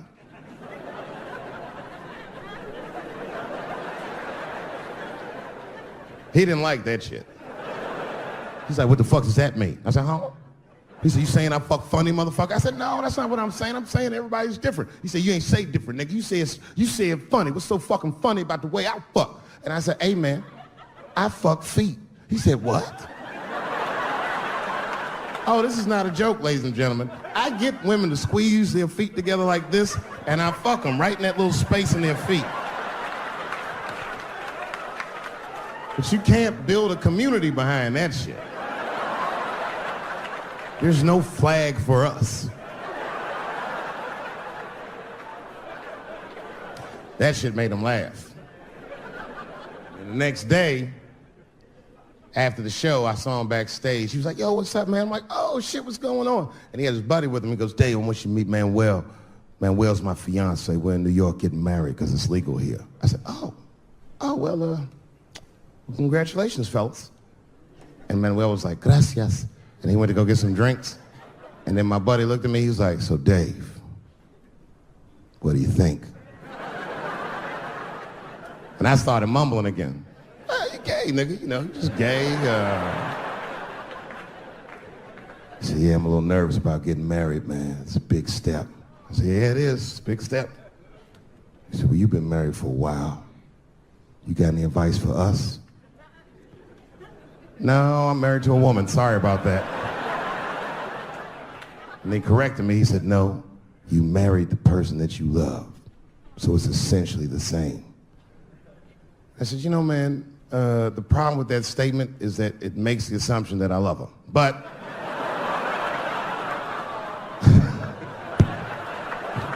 you guys lighten the fuck up. Of course I love my wife. She laughs at this shit. As a matter of fact, she eats and spends this shit. You know what I told him? I told him, I said, you know what you should do, man? First of all, you shouldn't do it. I'm talking about being legally married. It's not that you're gay as much as just legal marriage is a fucking diabolical leverage game in the United States. I'm just being honest. Devoid of religious significance or the idea of love, marriage is nothing but an awful contract that you shouldn't sign. I'm just being real. Because you start out loving each other and then like 2 years later you're just building a case against one another for a hypothetical court date that may or may not ever happen. You throw being gay on top of that, that shit is explosive. Like I said, Ray Rice shit. Okay, right after Ray Rice went through all that shit, I was at a party and I met this kid, Michael Samms. You know Michael Samms? Very nice guy. He's the first openly gay NFL player. And Mike's a very nice guy, a very brave guy. But when I met him, I couldn't help but thinking, now what's gonna happen when Michael Samms beats his wife up in the elevator? Is that domestic violence or is that just two niggas working shit out in the elevator? You know what I mean?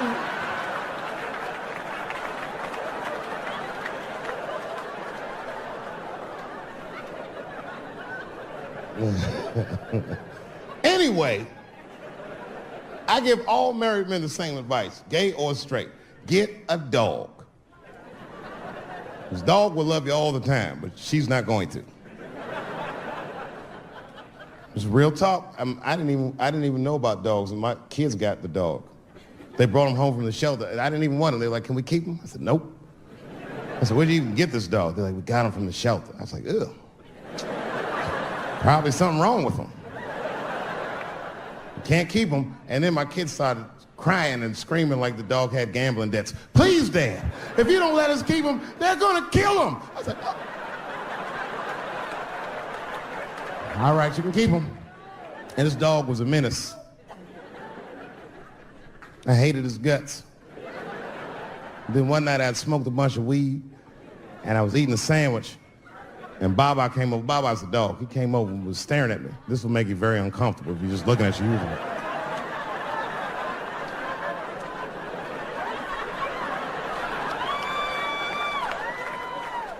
I had to give him a piece of my sandwich so he'd go away. And that's how we became friends.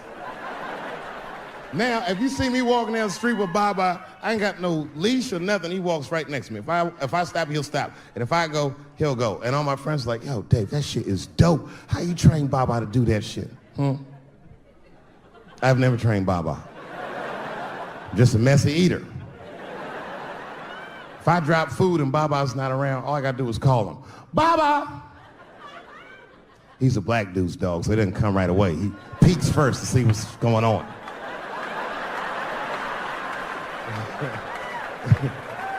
I gotta tap my foot so he can see the food. Over here, little buddy.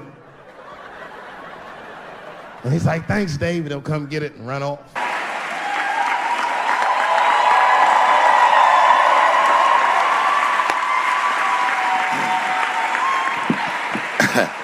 Man, I gotta tell you, when I was sitting here watching what all the other honorees have done with their lives, I started feeling like shit. Like, this is terrible.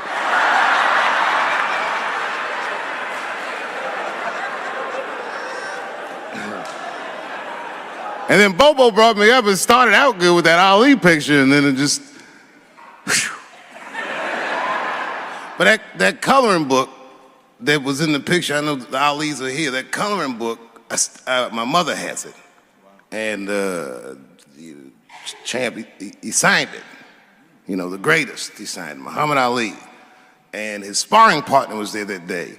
And his sparring partner signed it, said the next heavyweight champion of the world, Larry Holmes. And he was.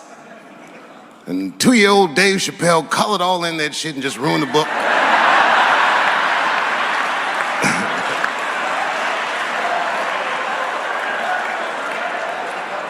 But I remember part of the book that I remember real vividly, because I asked my mother about it when I was a kid. There's a part where there's a picture of Ali throwing his Olympic gold medal into the Ohio River.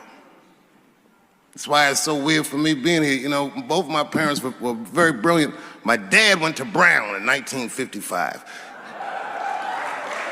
That's right. He told me at the time he was one of 3 black students. He said one of the guys got accused of a rape that he probably didn't commit. And the other guy killed himself, and Dad said, and I left. And see, that's what makes us Chappelle's great. We know when to quit.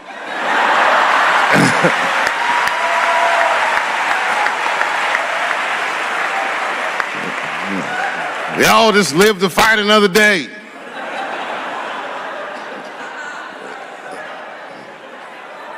I gotta say, I'm very honored to be here, and I'm very honored to be here with the other honorees. Really, I'm like very humbled by you all, the work that you do, and you all make me want to be better. All of you.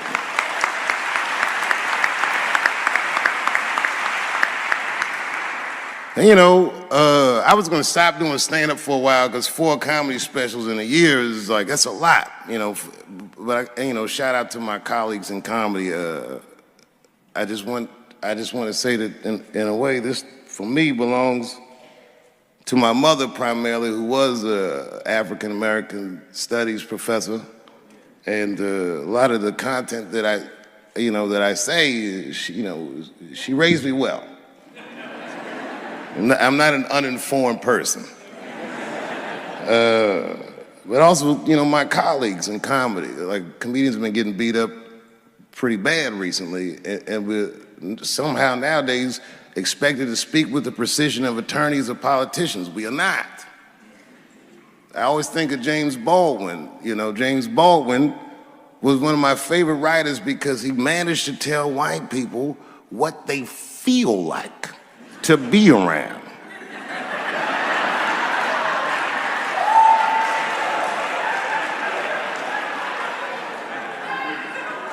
So I ain't gonna hang up my gloves yet. I think I got one more special in me. So to quote Baldwin, God gave Noah the rainbow sign. It's no more water, it's the fire next time. Thank you very much. And so if you would, please join me in welcoming Dave Chappelle home again.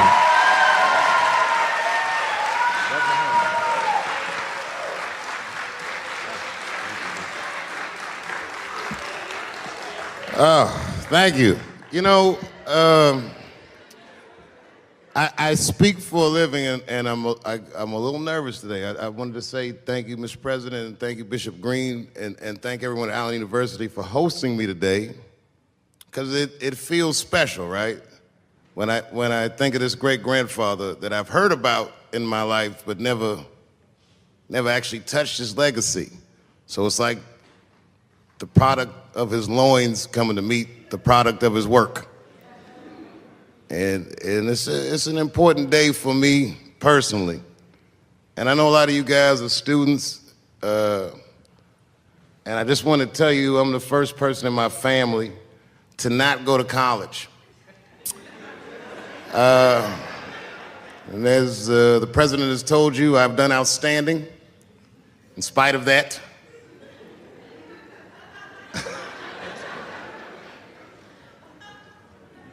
But one thing I did want to say, and one thing today just made me think about, for all the things that I've done, I'm most renowned for what I didn't do.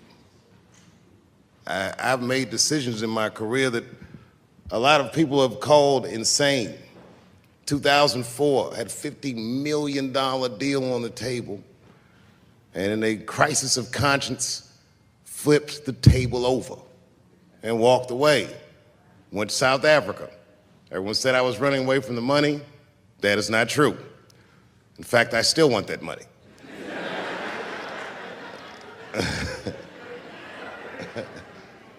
The idea that I wanted to just share with you guys is the idea that sometimes you do what you think is best, whether anybody understands it or not. I heard a story about my father where someone told me he used to do statistics for a company in D.C. The company he did statistics for started doing business with the South African government, so he quit his job. It's caused a lot of problems between him and his wife. It's hard for a man when he can't provide for his family the way he wants to, and he suffered through it. And a generation later, when I had my crisis of conscience, I was able to go to a free South Africa and get away from the heat. This idea that what you do in your lifetime informs the generations that comes after you is something I keep thinking about, something that is so much bigger than just ourselves. And today I'm standing in front of you guys, and I know you guys are like, oh, I know you're bored. But I see family of mine in the front row some who I've never met, and I just realize how all of us are connected. That my great-grandfather built something more substantial than buildings. He built a community, and he built, more importantly than a community, he built a way. You know, so I'm very grateful. Very grateful. Hello, police. I just saw him saying, you know what I mean? He's standing over like, so this is what black people talk about.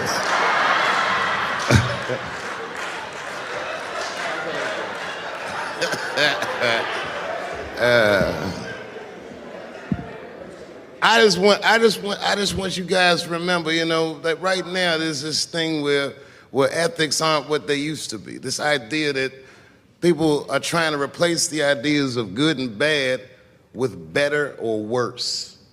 And that is incorrect.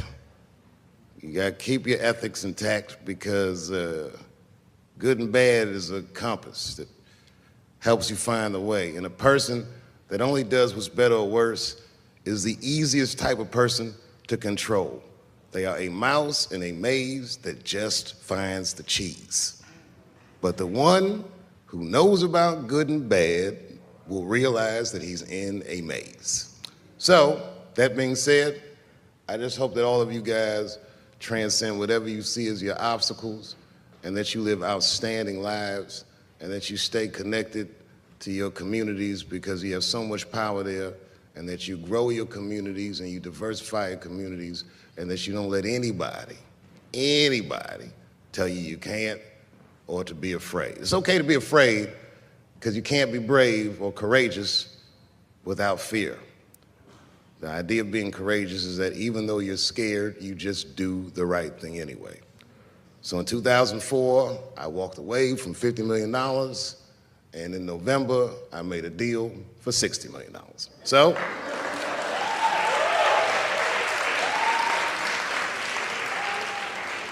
although I am not the most famous comedian of my time, I would like to know what their great-grandfathers did. I'm very proud today. Thank you very much.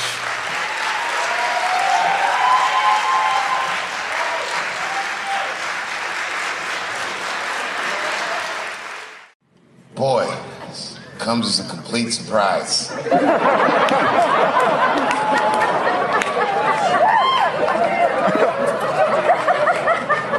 I mean, I read all the reviews and they